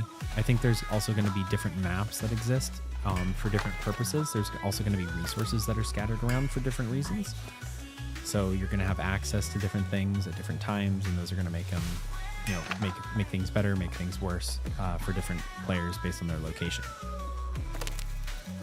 Once an hour, you can TP to Shrine. Yes, also true. So Bitrust, you were asking, can you teleport back to your house when you're done playing for the night, or to the nearest shrine? So you can teleport to your home shrine. So it's the shrine that you spawned in at, or the shrine that you have recently set to a new home shrine, or like your main respawn location. So you can teleport back there, but it's only once every hour. The map should be more popular. Yeah, we already talked about that. So now comes the point in time where I'm going to start throwing these on the ground, because I still have to craft like 53 more of these. And For those of you who are wondering, the developers did mention that this is something that they're working on in the future. What I mean by that is we will potentially be able to salvage these things in the future and get some of the resources back. And there might be some skill associated with getting those back as well.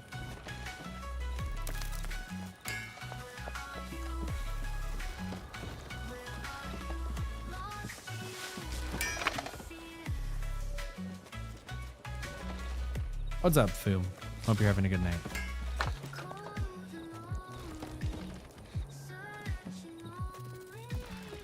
So if we can get this to level, let's see, what is this? Level 17? No, these are both level 15. And these are cheaper. So see, when you're leveling up, there's really no reason to start crafting chainmail shoes because they just cost more. So you're just going to have less chances. You get the same amount of XP between either of them. So there's no reason in crafting something that costs more for less benefit.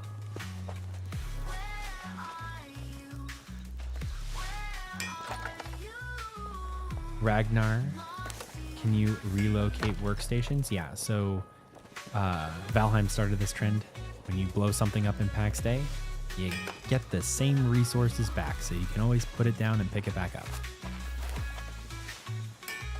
Always, always, always. You really can't do, like, games that don't allow you to do that. People just complain. And understandably so. I think you shouldn't be punished for changing your mind on where you want to put something. In the real world, if I wanted to move my couch from one place in the living room to another, in reality, all I have to do is push it in a direction, you know?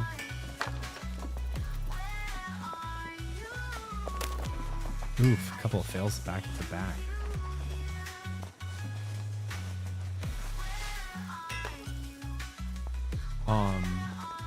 Let's see here.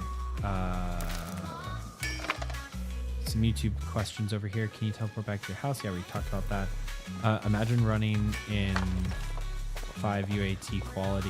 What graphics card do I have? So I'm running a 4070 Ti Super that's been water cooled, and that is being powered by a AMD 7900 X3D Dizzler. Yeah, we could keep them and sell them later, but this is literally in the leveling path. So currently these would really have no value unless people are just PvPing left and right and need some cheap replacements. Olgrim, hello, welcome to chat for the first time. Can I salvage a weapon for materials? Not yet. That is a feature that the developers have confirmed they want in recent interviews. I think they might have even mentioned it in the interview they did with us on our YouTube channel. But yeah, no, it's an intended feature that they want to have in the future. It doesn't exist right now. All right, so you can see now we're going to start getting a lot more levels because we leveled up to level 10 finally, and now these gloves are very, very easy for us to craft.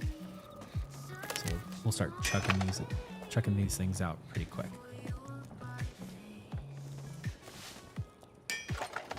But right now you can't salvage. In the future, you will most likely be able to salvage. It's a feature that they want to add to the game because they don't like the fact that we're just dropping everything on the ground. In fact, I think it's on their roadmap. I think I covered it on our roadmap.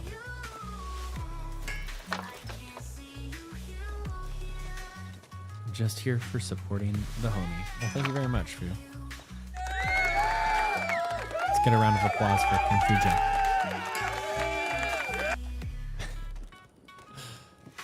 Wonder how loud that is. Is that like super like eye-scorchingly loud?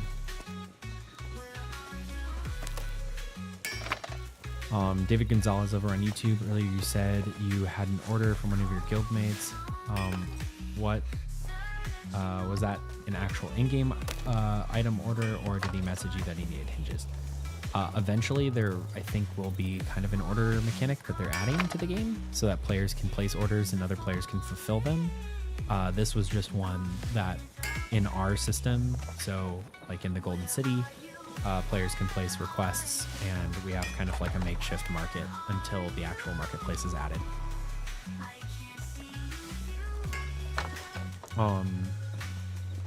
John 9000, did you say you can move furniture / equipment after they've initially been placed? Yes. Yeah, after you place it, you can blow it up by middle clicking like your scroll wheel. That'll delete it, and then you pick it up and you can place it again. You get all the resources back.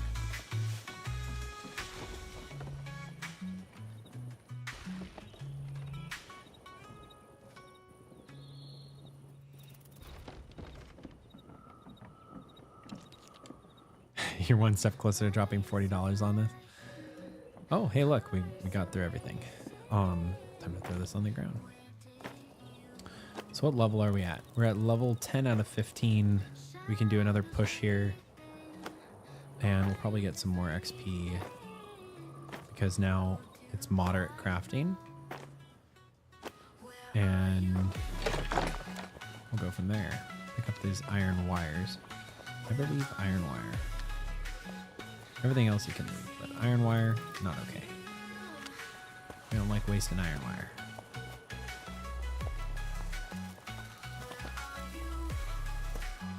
The song is on loop though? Oh no, okay. What is this? Well, here. I'll just change it. There's no like loop back on the website I'm using.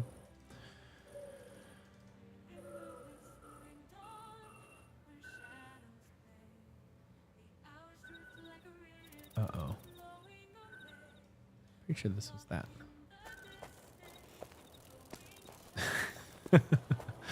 Free gloves, if anyone needs them. Free gloves for all. Anyone can take them. Alright, there we go. So, that's what we're going to be crafting. Oh, hey, Worm Skull, thank you for the sub. I appreciate it, dude. Let's craft up some more iron wire. No problem. Hopefully you decide to get the game. And if you do, you're more than welcome to come and join near the Golden Isle, and we'll be glad to help you and give you any advice at any point in time when you're playing. We do, well, right now we're not, but as we kind of advance more, we'll be doing dungeon runs, and we like to take other players that are around the area to go and join us in dungeons. Oh, hey, downloading currently. Nice. Very, very nice. Yeah, with all this work I'm doing, you think I would have like a referral link or something like that? Speaking of.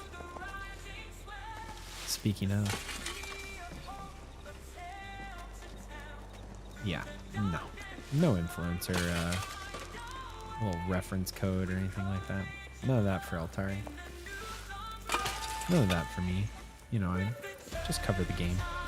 Convince people to play it. Show them how cool it is.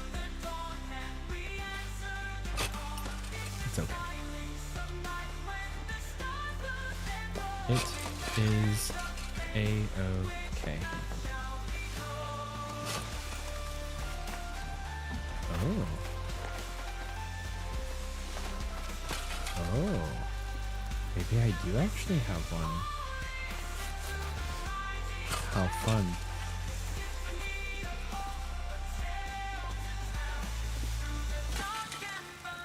Well, that's fun. If anyone wants to buy the game and wants to give me credit for it, I actually have a link.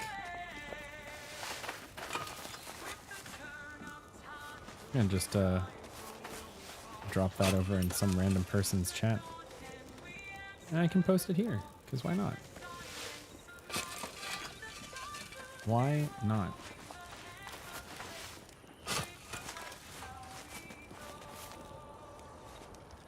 We'll have to make a little chatbot thing. But yeah, you can utilize this link if you want to. I don't exactly know how it works, but I just got an email for it. Like as we were talking about it. It's so funny. The Sakuma drops. Hi, does this game seem cool? Already bought it. Just wondering if it was a mistake. Also, does it matter which area to start in? I'm solo. So Sakuma, you do want to start in an area that there's other players available that you can interact with. It's more than fine that you want to do things solo. But my only recommendation to you is that, thanks for the follow, is that when you are doing solo, you still need to interact with other players. So it's way better off. You're way better off trading with other players, specializing in something and utilizing that as your niche to really elevate yourself so that you can not work as hard in other areas. You can still go back and farm those. That's more than fine. Wormskull, thanks for the follow as well. So that is obviously something that you want there too. Ripper Easy, thank you for the follow as well, my guy. Or gal. Yeah, so definitely something to consider there. Definitely. It's not that I want to be solo, just no friends to play with. Well, then, Sakuma, if you haven't started playing the game yet, you should come and join us. Come join us in, yeah, I made this song for myself. Sorry. Okay, so we are located in Danu, and we are in Caries province and located in Dolavan when you spawn in. That is the best place to go. These are some of the reasons why I love you. Yeah, thanks, man. Also really easy to make friends with neighbors. Dapper Hamster is 100% true in that.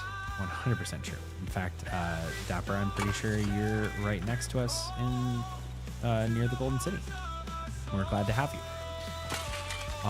Are there resources that spawn in specific location that you can hoard/build your castle around, block others from accessing it, and sell to others to be greedy? David asked that over on YouTube. So no and yes. So you can place something. But once you place your plot on top of a resource node, that resource node no longer exists. It goes poof, disappears. So, yes, technically speaking, you can indeed block other players from getting a resource. You will not be able to actually utilize that resource because it will no longer spawn for you either. So that's kind of the caveat.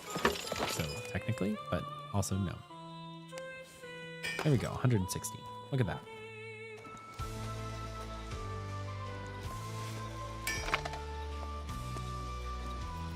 Also really easy to make friends with neighbors. Very much so.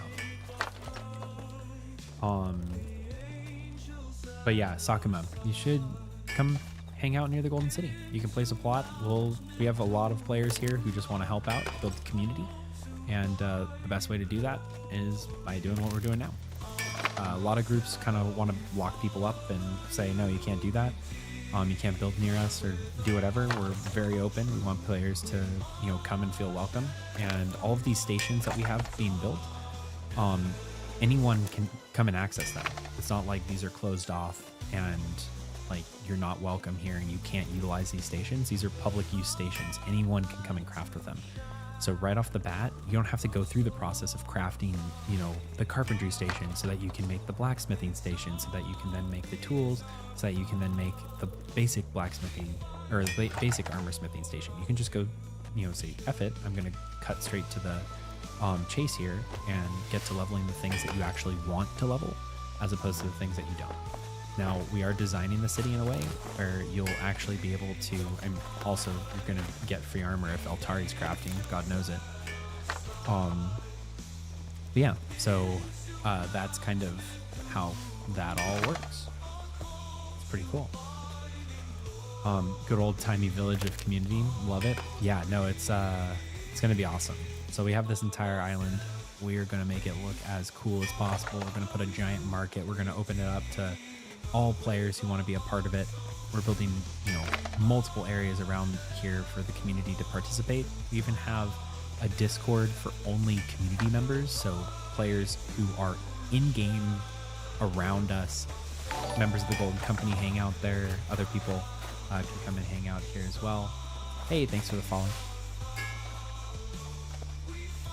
Do I know anything about starting alchemy? I know a lot about starting alchemy. Used to be a lot bigger of a grind that required a lot more charcoal. Not as hard now, but you're still going to need a lot of resources, gathering a lot of resources in order to start crafting. It is a grind, but it's doable. It's not difficult. You just have to take time. Hey, Shadow. Why can't I see you when I am standing in the same area? So that is because there are different shards or instances of the server running right now. So there's probably just a lot of players kind of in the area, and I'm in an instance that has most of the Golden Company members in it. And since you're not in the Golden Company, you probably are not in the same instance. But you can still see all the stuff that I'm doing and probably see all the drops that I'm placing and stuff like that too. But also, welcome to the Golden City.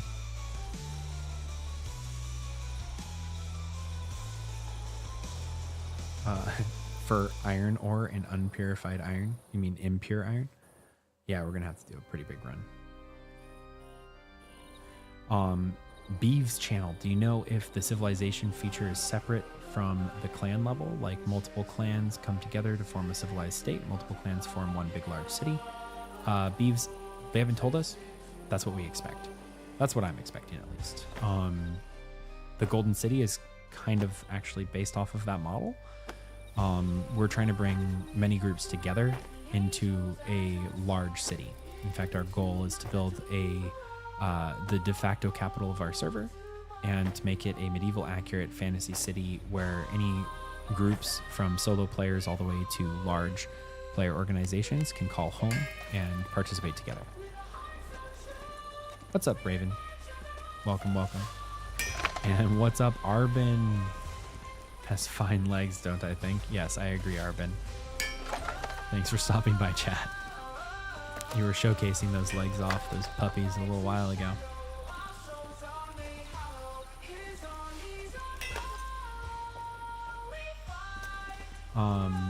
Raven, we struggle with the change of unlocking recipes. Can you explain the change? So in order to unlock recipes, there's two things that you need. You need the skill level to be high enough to actually see the next in line or the unlock. And then you also need to have the new material, the unlocked material. Now, if you can't see the recipe and you have it unlocked, that is because it is actually craftable in a higher tier station. So right now I'm crafting in a basic armor smithing station. We haven't built the just normal armor smithing station, or the second tier of that. So if we were to, then you'd see a lot more armor pieces in here because I've actually unlocked a bunch of other ones that you just can't see yet. And then my skill level, which is now level 11, we started at level 8, by the way. Now we're at level 11. My skill level is probably high enough where some of those tiers are unlocking as well. So Ripper Ease, you would have to delete your character and move over. But don't delete your character. Don't delete your character. You can keep your character, and even if you have a journeyman account, so where you only have one access of plot, you have, I believe, 2 character slots. So if you have a free character slot, just make a new character, come over here, hang out, see what we have going, and place a plot nearby. You can ask if we can provide you with any help, like some tools and stuff like that. And I'm sure we'll have some Golden Company members there to help you out. And then you can kind of start nearby, find a good little place that you want to call home, and start building. eventually we'll kind of reach out into the community and help out. And, you know, if you want help building a really cool building, we can have builders come out and help you construct. Hey, thanks for the sub, Gunjovi, over on YouTube. Thanks for the follow as well. Downloading now, can't wait. What up, Knight Rider? Yeah. Welcome. What server / zone is this anyways? This is DC Cassidy. Hello, welcome. Actually to both of you, new in chat on Twitch, welcome. You've been lurking, thanks for the info. Yeah, we are located on Danu, and we're in Kerry's province in Dolavan, which is the area to spawn. Jocelyn, hey, you're on Dona as well, or Danu.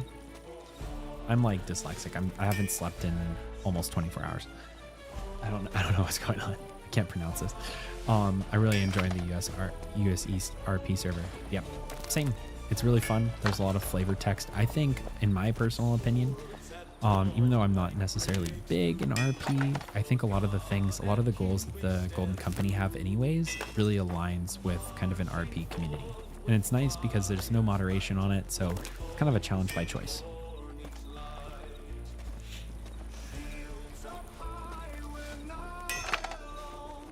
And I guess that goes without saying, I guess I have a referral code. So if anyone's thinking of buying and they want to help out the channel, you know, feel free to buy using this link that was literally just given to me. I get a referral for doing it.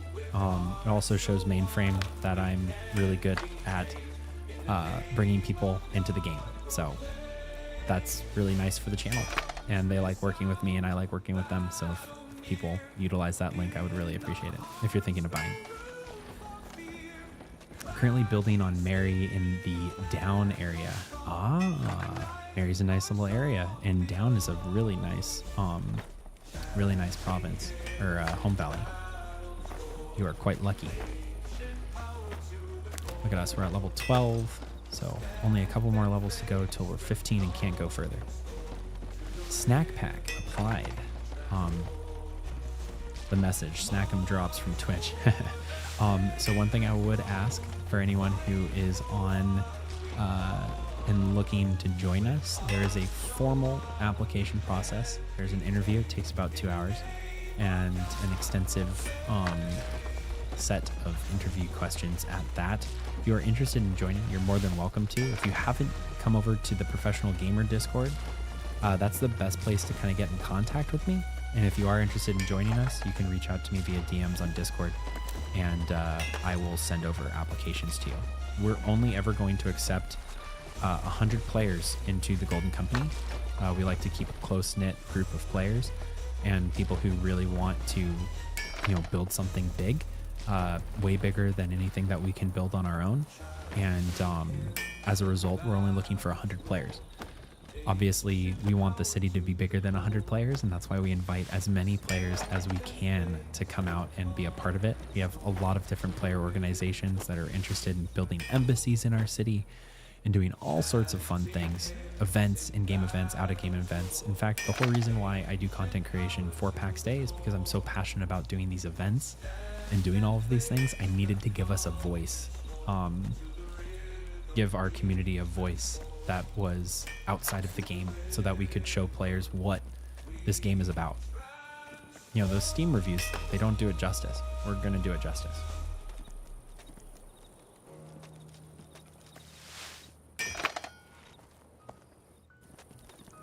Let's see here. I'm currently building a Mary Down area. Might I suggest make yourself an overlay on your stream to show referral code and guild locations? It's a great idea. Do we want to try and do this live?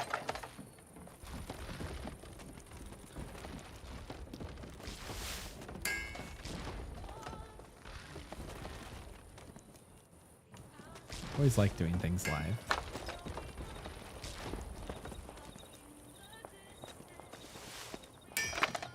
Here, I'm gonna place like that. change to a better font. That's a good font. Good font. Oh no. There we go. No. Yeah. There we go. Make that a little smaller.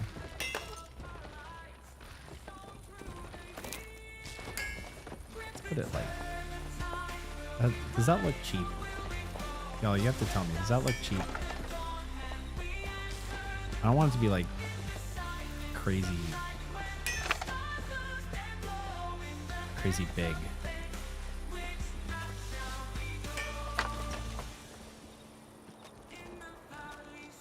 I don't know if that's... Is that too much?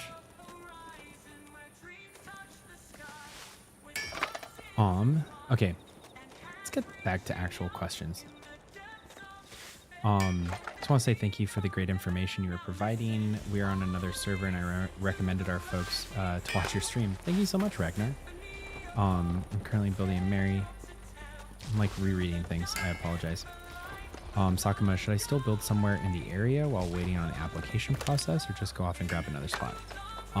Definitely build anywhere on the eastern side of the island or on the western side of the island. You're more than welcome to build on any area over there. You know, scope it out, ask your neighbors if it's okay, or potential neighbors if it's okay. And then you're more than good to kind of build anywhere. And then once we bring you onto the city, we'll, if you do end up joining us, then we'll help you transfer a lot of your stuff. And ultimately speaking, I mean, you're going to be well taken care of in the Golden City, or in the Golden Company. So I wouldn't worry about that. I have literally filled every potential drop location nearby. Oh my god. Are we done yet? These gloves are like the final drop. Takes a while. Typically, I get tired of this at around level 13, but we're going to keep going until level 15. Let's see here. What is it about, really? I bought the game, but I cannot see anything other than building. There's nothing else in the game. And Shirazi, after we finish doing some grinding here, I'm going to go out and show a little bit of the outside of our zone. And we'll show a little bit. It'll probably be in about 45 minutes or something like that. So that is definitely something that's going to take some time. Olgrim, yes. Can people siege others in PvP zones yet? You can fight each other in PvP zones. There's no building in PvP zones yet.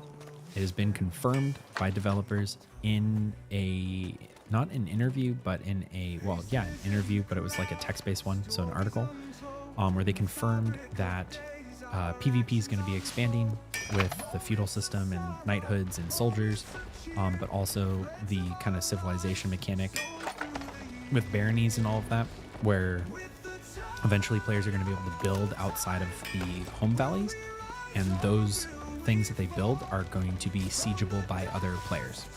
So there will be sieges in the game eventually. It's just not available right now. They are looking to expand that in the future, in the coming like weeks, really. I don't know if it's actually weeks or if it's going to be like a month or two, but they are definitely planning sooner rather than later, to add knighthoods, which is kind of the first little part of how this is going to work in the future.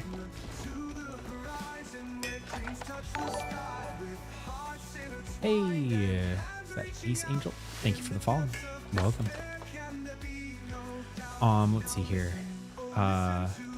Left half, how to join your guild. So, best way is to reach out. Honestly, you don't have to join our guild to be a part of this, though. I want to really reiterate this, y'all. Coming and being a part of the city is more than enough for a lot of players, because you're going to be interacting with us all the time. We really push to build a community out. In fact, we want there to be a lot of smaller groups around us to really participate and do their own things and specialize in their own things. So you see like Omega here from the Free Trade Society. They are a group that exists in game. They're building kind of like a little market thing kind of above us. I guess they're technically competitors in the future. I don't know. But we're all participating together. They'll probably have stalls in our city's location, and we'll continue to build those relationships out as they come. So you don't have to join, but if you are interested, what up, Rusty? Good day. If you are interested in joining us, best way to do that is to go over and join the Professional Gamer Discord, which is right here, and reach out to me via DMs and let me know that you're interested. The interview process, there is an interview process. It's pretty extensive. It takes about 2 hours, and there is an application that happens before that. So we're not like a normal streamer guild where you kind of just send an invite out and then you get accepted in, and I play the game for a couple of days and then everything gets boring and we leave. That's not what we're going to do here. We're going to be here for quite a while, and we're really hoping to continue to build this community out as best we can. So we want to make sure that the people that we're bringing on are good fits for us as much as we're good fits for them.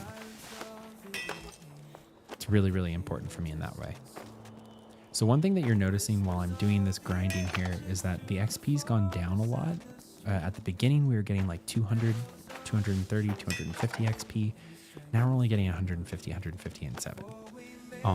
Now, the reason for that is because I am doing something against the rules that I told you all at the very beginning of this little tutorial, which was you should really be crafting at this 1 pip or 2 pip mark. The reason why I am not is the exact same reason why I am. So the reason why I'm not doing that right now is because the resource cost here is way more expensive.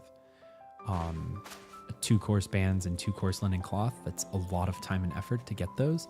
I'd much rather get as much experience as I can from just using iron wire than by leveling up and doing a bunch of other things in another way, if that makes sense.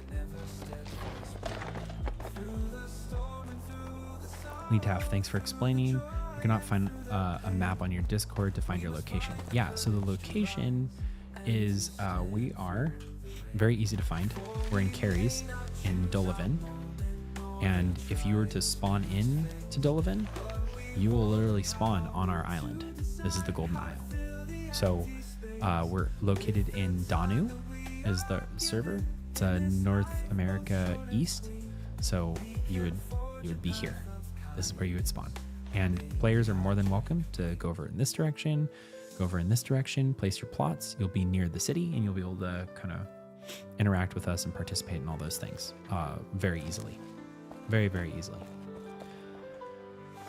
All right, we're going to finish this off. We're at level 13. Let me look here. So we're halfway to level 14, which is a really good sign. We're getting there, y'all. Once we get to level 15, we're going to go off and do some other stuff here.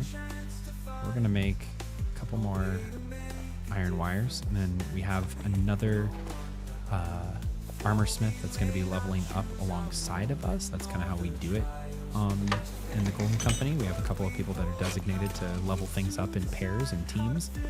So it's been my job kind of like carrying the night shift over, but then one of our members, Arlene, is going to be picking up where I left, where I'm leaving off basically, and she's going to be continuing her grind to get up to level 15, and then we're going to continue our way through the rest of the iron tier. This takes a long time. The first 15 levels is the easiest levels that you will get in this game when it comes to iron or any kind of armor smithing, so enjoy it while it lasts. I am flying through this right now. Normally you won't be doing this. What do you do with the excess items? So unfortunately, they don't have the salvage mechanic in the game yet. This is a early access game. So yeah, we are just throwing them on the ground. Ideally we will we'll do something better in the future, but we'll be able to salvage or something, but right now that's just not the case. That is just not the case. So I just leave them on the ground, and after like 15 minutes, they that's where they go. Kermerkin, I couldn't get the game to launch from Steam. I kept giving me an error code. I'm wondering if anyone has the same problem. I never had issues with a game on Steam until this one. So I guess my question is, did you buy it on Steam or did you buy it on Pax Dei's website and then put a Steam code in? Not your typical viewer, put 16 hours today as a solo. It's so satisfying of a grind. The game is so nice to wander aimlessly and enjoy the game. Soloing is possible, but not for everyone. Thank you for your stream. Your knowledge was very helpful. You're very welcome. I'm glad that I can help. Comicality, welcome to the stream as well. What are the different icons on the map mean? I can explain that. Let me try and help Merkin here a little bit. I feel like we might be able to help them. So Merkin, you bought the game on Steam and you're having a problem with actually downloading the game, or you're having a problem with launching it?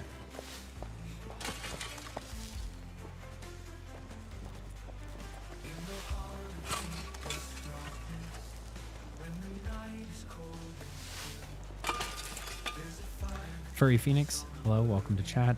Hello, I was wondering, what is the point of this game?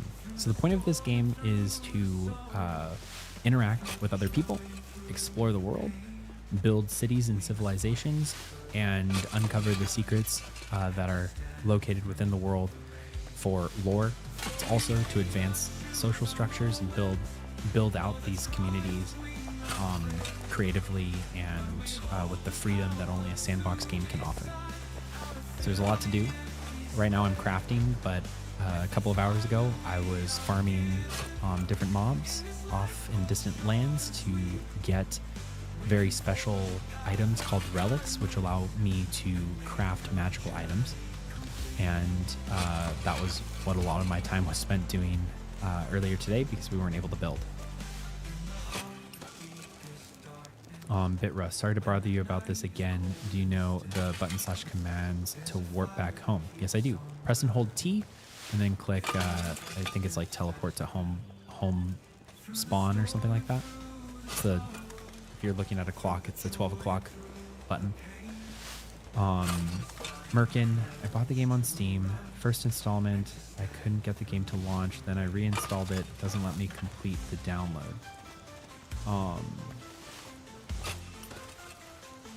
You know, I heard some people having issues with this. Have you tried verifying your Steam files? That might help. My first step is always to verify Steam files. It sent me an error code and show me the property of the game, which is very weird. That is very weird. Wonder why that is.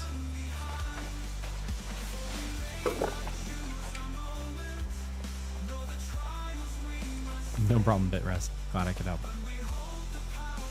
Yeah, Home Shrine is the name of it.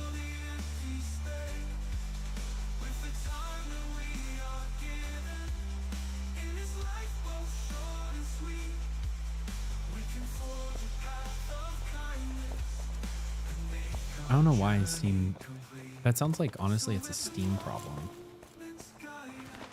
I had an issue like that. Here we go. This is why we have other viewers, because we can help each other out. I had issues like that. Verify the files, but also disable antivirus to launch the game until it puts in the ignored file for your antivirus.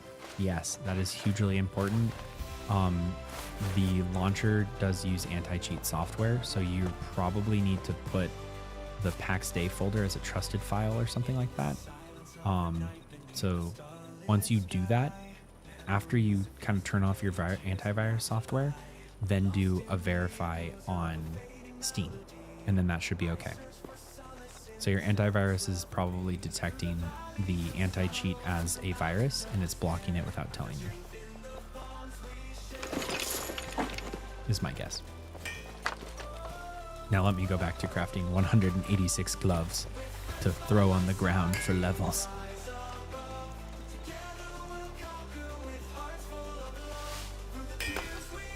was perfect timing for the question. Reminded me that you could port that closer to your home. Exactly. Exactly.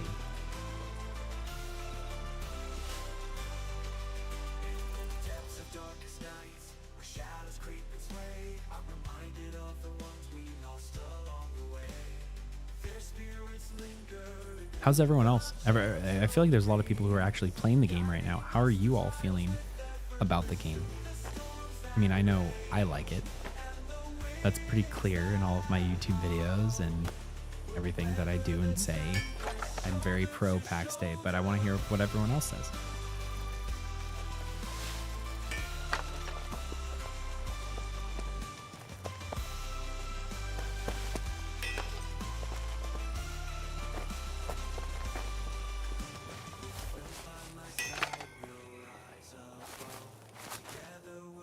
I can neither confirm nor deny that until my shift finishes in 10 minutes. But when I played last night, I quite enjoyed it. That's awesome.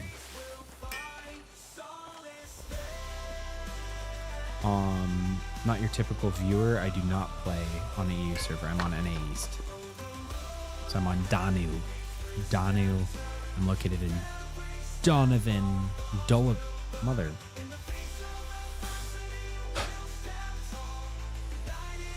I don't need sleep. I just need to pull it together. Just need to pull it together. Dolovan. Danu. Carries. That's where we are. Dolovan, Danu, carries. Dolovan, Danu, carries. Dolovan, Danu, carries. Dolovan, Danu, carries.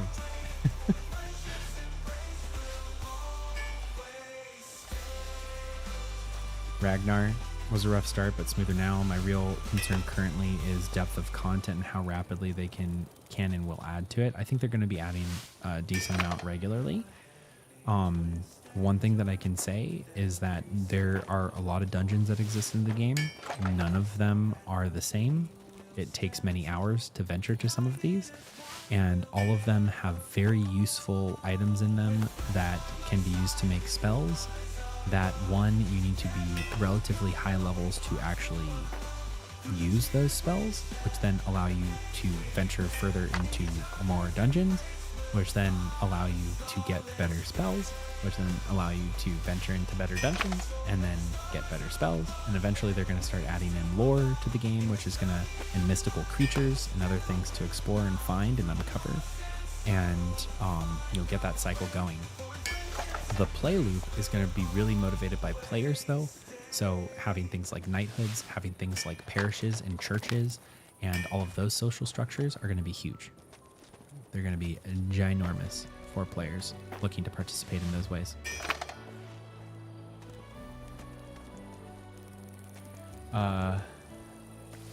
Deuskuma. Sorry if I'm pronouncing that wrong. What should I make to level my weaponsmithing? So fortunately for you, leveling your weaponsmithing also means you're going to be leveling up your blacksmithing a lot more than what armor smiths do, which is really great. That's super convenient for you. You're going to be crafting a lot of fine spears. That's the best thing to craft. Thanks for all the info and the help. Got to go to work now. Watch your stream from the beginning when I get home. Take care and have fun. Chippy, thanks for stopping by. Thanks for the kind words too. Appreciate it. Can you play this game solo for long-term gameplay, or do you need to join a guild to get the most out of this game? No, you don't need to join a guild in order to get the most out of this game, but you need to be a part of a community to really enjoy this game. So you can remain a solo player, but if you remain an active member of the community of all of your neighbors that's around you, then you're good. You don't have to make it so everyone can have access to your plot or, all these other random things that are going on. Deskuma, thank you for the follow. Welcome. So you don't need those things. You don't need to be in a clan, have people able to open all your stuff, do all these things, work together with people. You can just have your own little plot and be in an area. If you're an active member of the community and you're a good neighbor, this is very similar to how like medieval times were, right? Villages formed because people worked together. If you do that in this game, you can do it and not be in a clan and still be successful. Thanks for the follow. I'm playing with a buddy in a different time zone, so there are times where we are solo, made friends with our neighbors, we trade regularly, but still keep our own little area. Exactly. And that's exactly what I'm saying. So that's exactly what my thoughts are.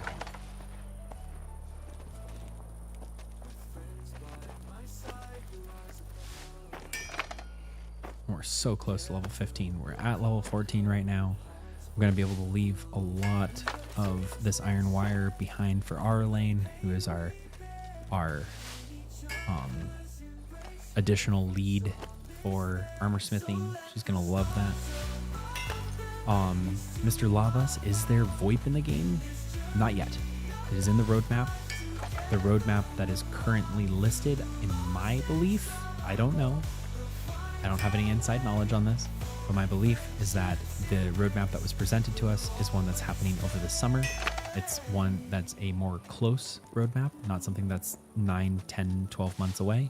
This is something that's going to be happening a lot sooner rather than later. So I do think that VoIP is coming to the game sooner rather than later. It was on that map, that roadmap, along with being able to salvage all of our stuff so I don't have to throw this crap on the ground and feel like a complete and total waste by just throwing all of these. I could have clothed the entire server over at this point. Merkin, can you explain the build plot mechanic in the game? Let's say if I got the game later down the road, does this mean I won't have an empty plot to build, or how does it work? And then what shard are we on? So we're located on Danu, and that's an NA East server, and then we are located in Caries in the Dolavan home valley. So how does the build plot mechanic work? There are a certain number of plots that can exist on every home valley. We don't know what that number is, but there is a certain number that does exist. When that number is reached, you won't be able to place additional plots in there. That number is probably expanding as the developers build things out more, which is pretty cool. But yeah, there's significantly more space in the game than you can possibly place plots in the game. So you'll always have space to place a plot, no matter how late or early you come in. Now, obviously, there are some better spots or nicer spots that people might like more. But there's always another cool spot around the corner. That's what I've always learned with Pax Dei. Whenever I'm walking around, I sit there and I say, dang, I wish I had a plot to place so that I could build something here, because this would be a really cool fill in the blank. Really cool tower, really cool library, really cool palace, really cool whatever. That's how fun this game is when it comes to exploring those things. Let's see. Do you know what happens if your house is built just outside the circle of a plot? You mean extends beyond the circle, not beyond? So if you go outside of the circle, then you can, sometimes you can get a little bit outside of the circle and it's not going to get destroyed, but you can't place any items starting outside of the circle. That will never happen. It'll just get deleted. Ace Angel, hello. Welcome to the chat. Every player online right now would fit on one server. Would they? How many players are online right now?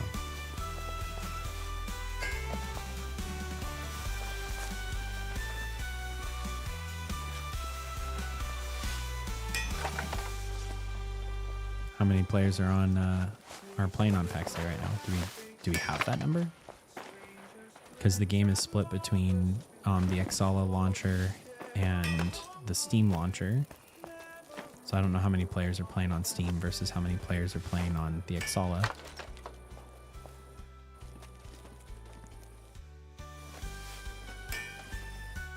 Yeah, I do think that there are a lot of players playing on the actual launcher.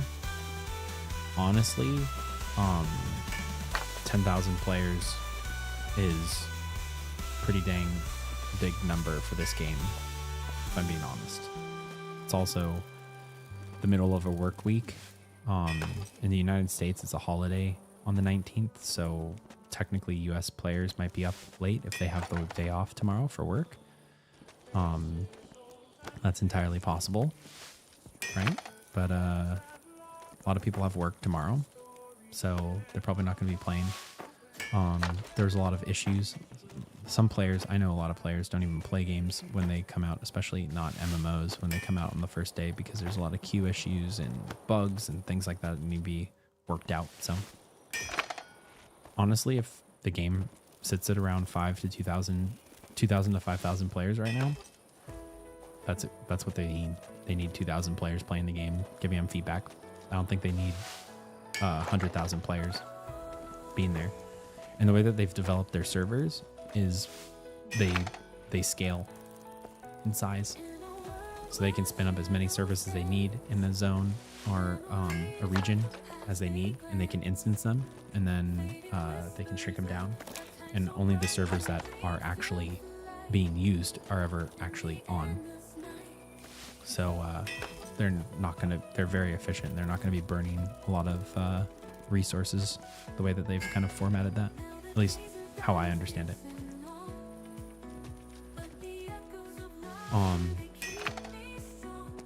I do agree, Ace, that it would be really awesome when the game comes out for there to be more players all packed into one server. That would be amazing.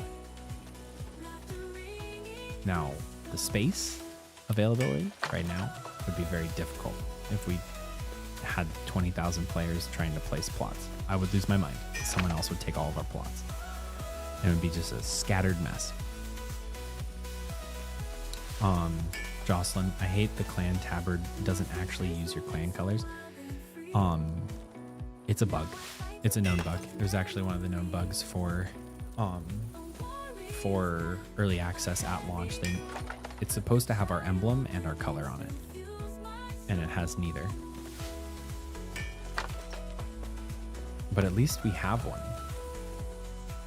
For the last very long time, like 6 months, we haven't been able to wear tabards, so I'm very excited that we all have tabards.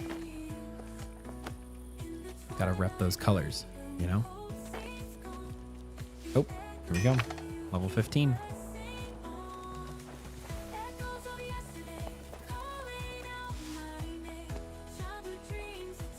And just like that, we have leveled ourselves up to level 15 in armor smithing. Like a bunch of monsters. Let's see. Whoa. There was a building here when we started. You see them blow it all up? I didn't even see it. It's just been blasted, guys. What the heck? They literally blew up our home. We didn't even see it. We don't need that. So, yeah, wrought iron. Like that. And what? Oh, we don't have a wrought iron pickaxe though. Oh well. Let's see here. Sanguinus, I am wearing a tabard. See? And also, welcome back. Sven again. We're already seeing people build too close to ore deposits that they stop spawning. I think overpopulation would be great. Wouldn't be great in terms of resources. One thing that the developers have said is that they are planning, I don't know if they confirmed this or not, but they were talking about at least adding in dynamic spawning for nodes, so that when players cover stuff up, that nodes will have a potential to spawn in other locations, or randomly spawn in locations even. That would be really, really great. because then all those resources will still exist at some point. That's something that they're probably going to have to address sooner rather than later. So hopefully we hear something about that, because there's a lot of education that players don't have. Like when they come into the game, like the plot system should warn them when they're placing their plot on top of a resource. Something very simple like, warning, you are placing your plot on top of a resource node. Placing your plot on top of a resource node will result in that node no longer being available. Do you wish to continue? Yes or no? It should be something very simple like that, just a clear message 90% of the time, and it should list like, hey, these are the resources that are spawning on this even, or, you know, maybe give a tier of resource that's spawning, or just say that there's like 5 different resource nodes that you're blocking by placing your plot. Whatever it is, like, you don't have to give away because people might be able to exploit that, but like, say something so that the player knows I'm making a mistake by doing this potentially. Let's see here. Not your typical viewer. With the 1 or 2 server wipes planned for early access, your clan plan on building big or concentrating your player stats. No, we're building big. So let me show you all what we're where we're at.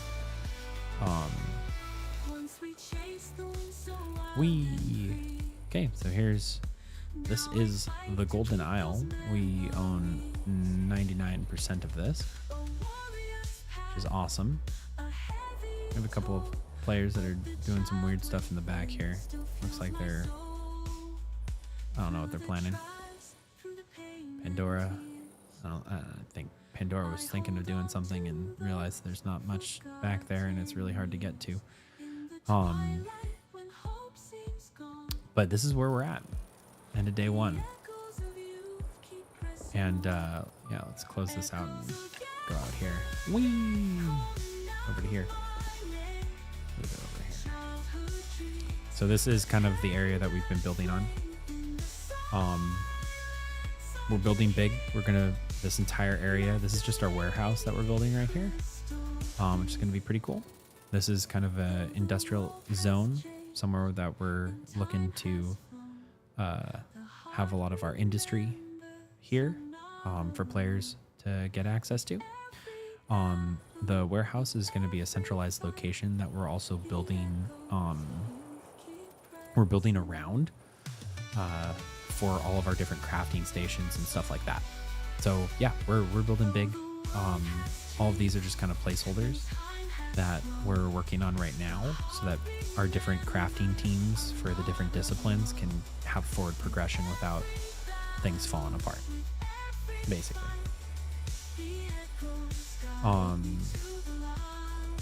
So Lucas, you press F7 and then you can use press left alt and scroll wheel, and that's going to change the speed that you're going, like forward and backward and all of that.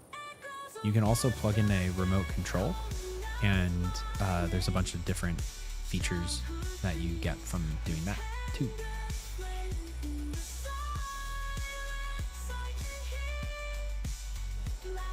Merkin, how does build mode in this game feel for you? Do you play Minecraft or Enshrouded? Does the build mode feel similar to those? Or is it just blueprint build mode? So here, I'll pull out the build mode here. So here's like construction plots, right? So I don't have any resources to actually build, but like, so let's see.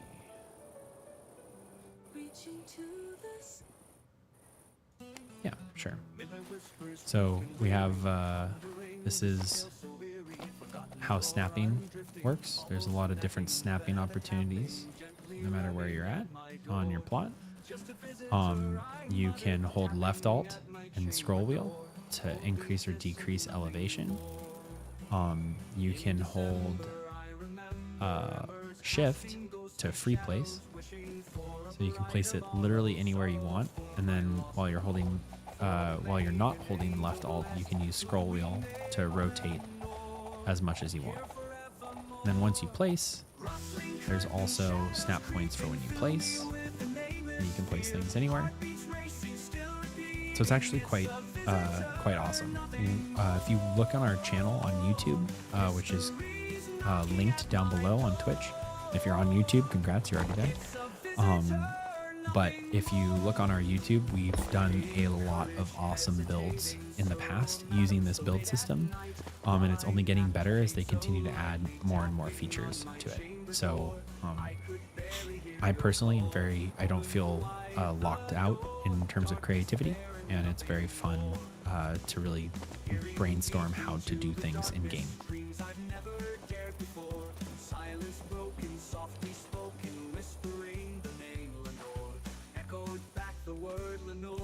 Yeah, so it's similar to building that you feel in survival games. Closest thing I can say is Valheim.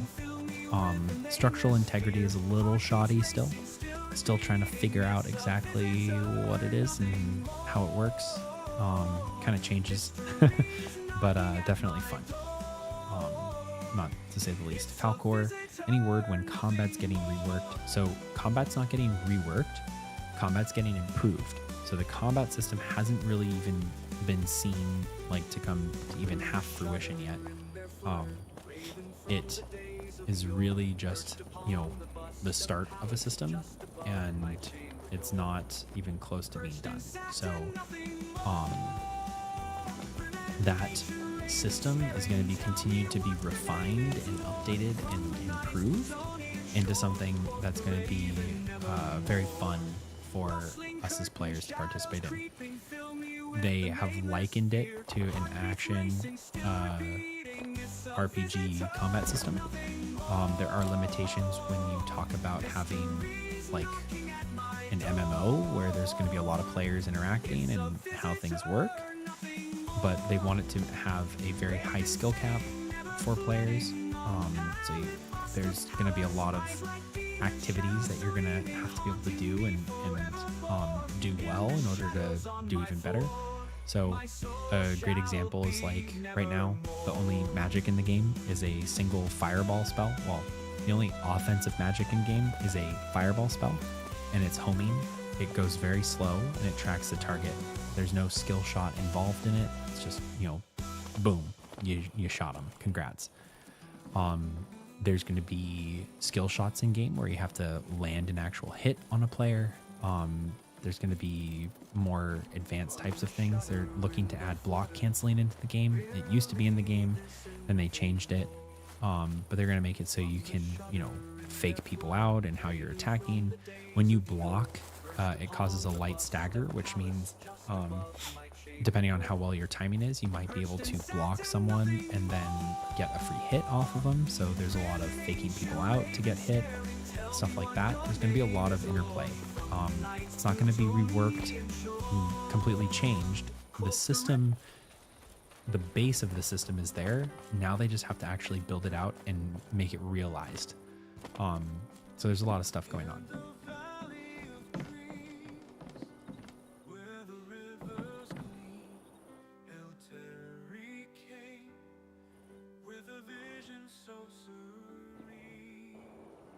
I'm curious as to how this will feel for those players on mid to weak computers in a few weeks' time when there's many objects introduced in the world from building.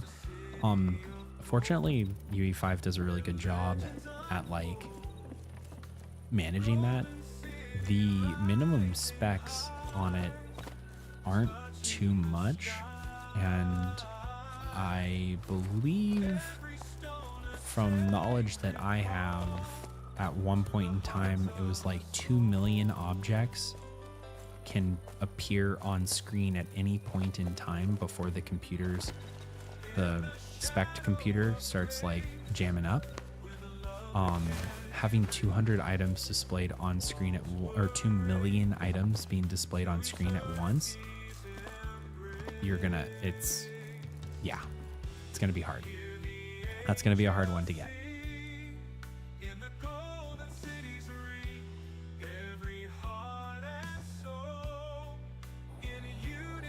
Yeah, those objects are almost free. Exactly. And Shirazi.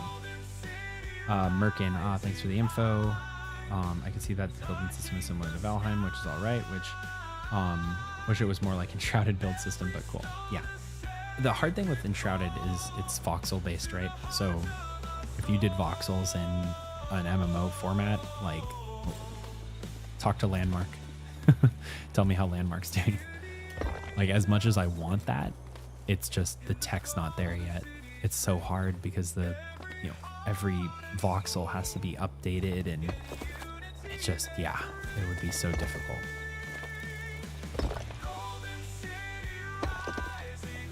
"3D printed Dungeoneering, you're on the same server. Nice." Keslake, also welcome to the chat over on Twitch. Welcome. And here I was thinking I won't be late too much if I start at the weekend. Then I go to Twitch and see this on day 2. Keslake, don't feel bad. Let me show you why.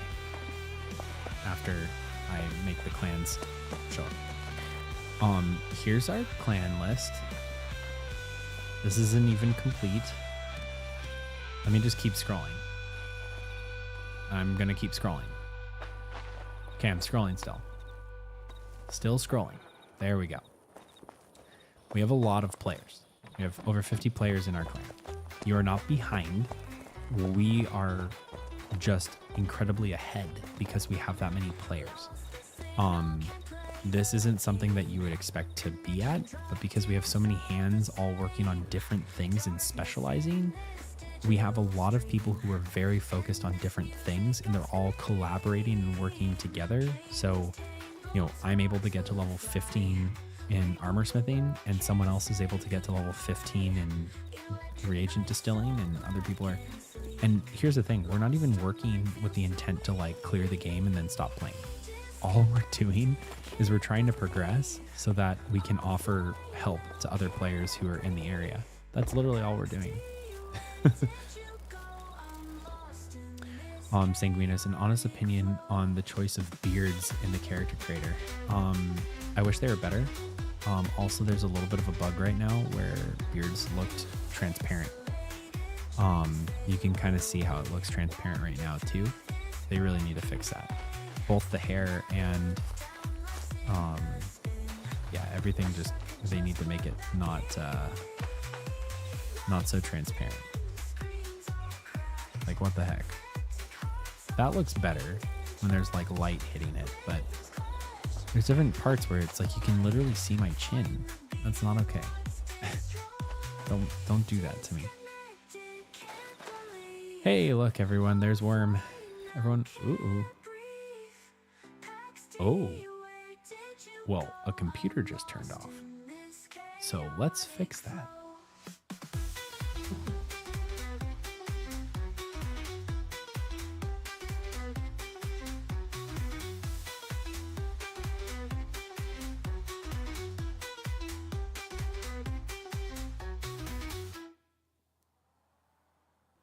Disconnected, can't believe. Offline now, can't breathe. Pax Dei, where did you go? I'm lost in this chaos. That's actually really funny. I think my computer might have overheated. That is a problem. We'll try and fix it. That's what water cooling is for. Pixelated dreams fade away. Wander through this broken But just spontaneously shutting down is not good. Must have gotten too hot. That is what, here, let's switch over here. Maybe. Oh, we'll wait.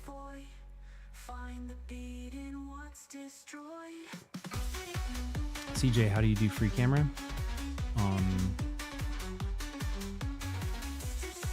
Good question. F7.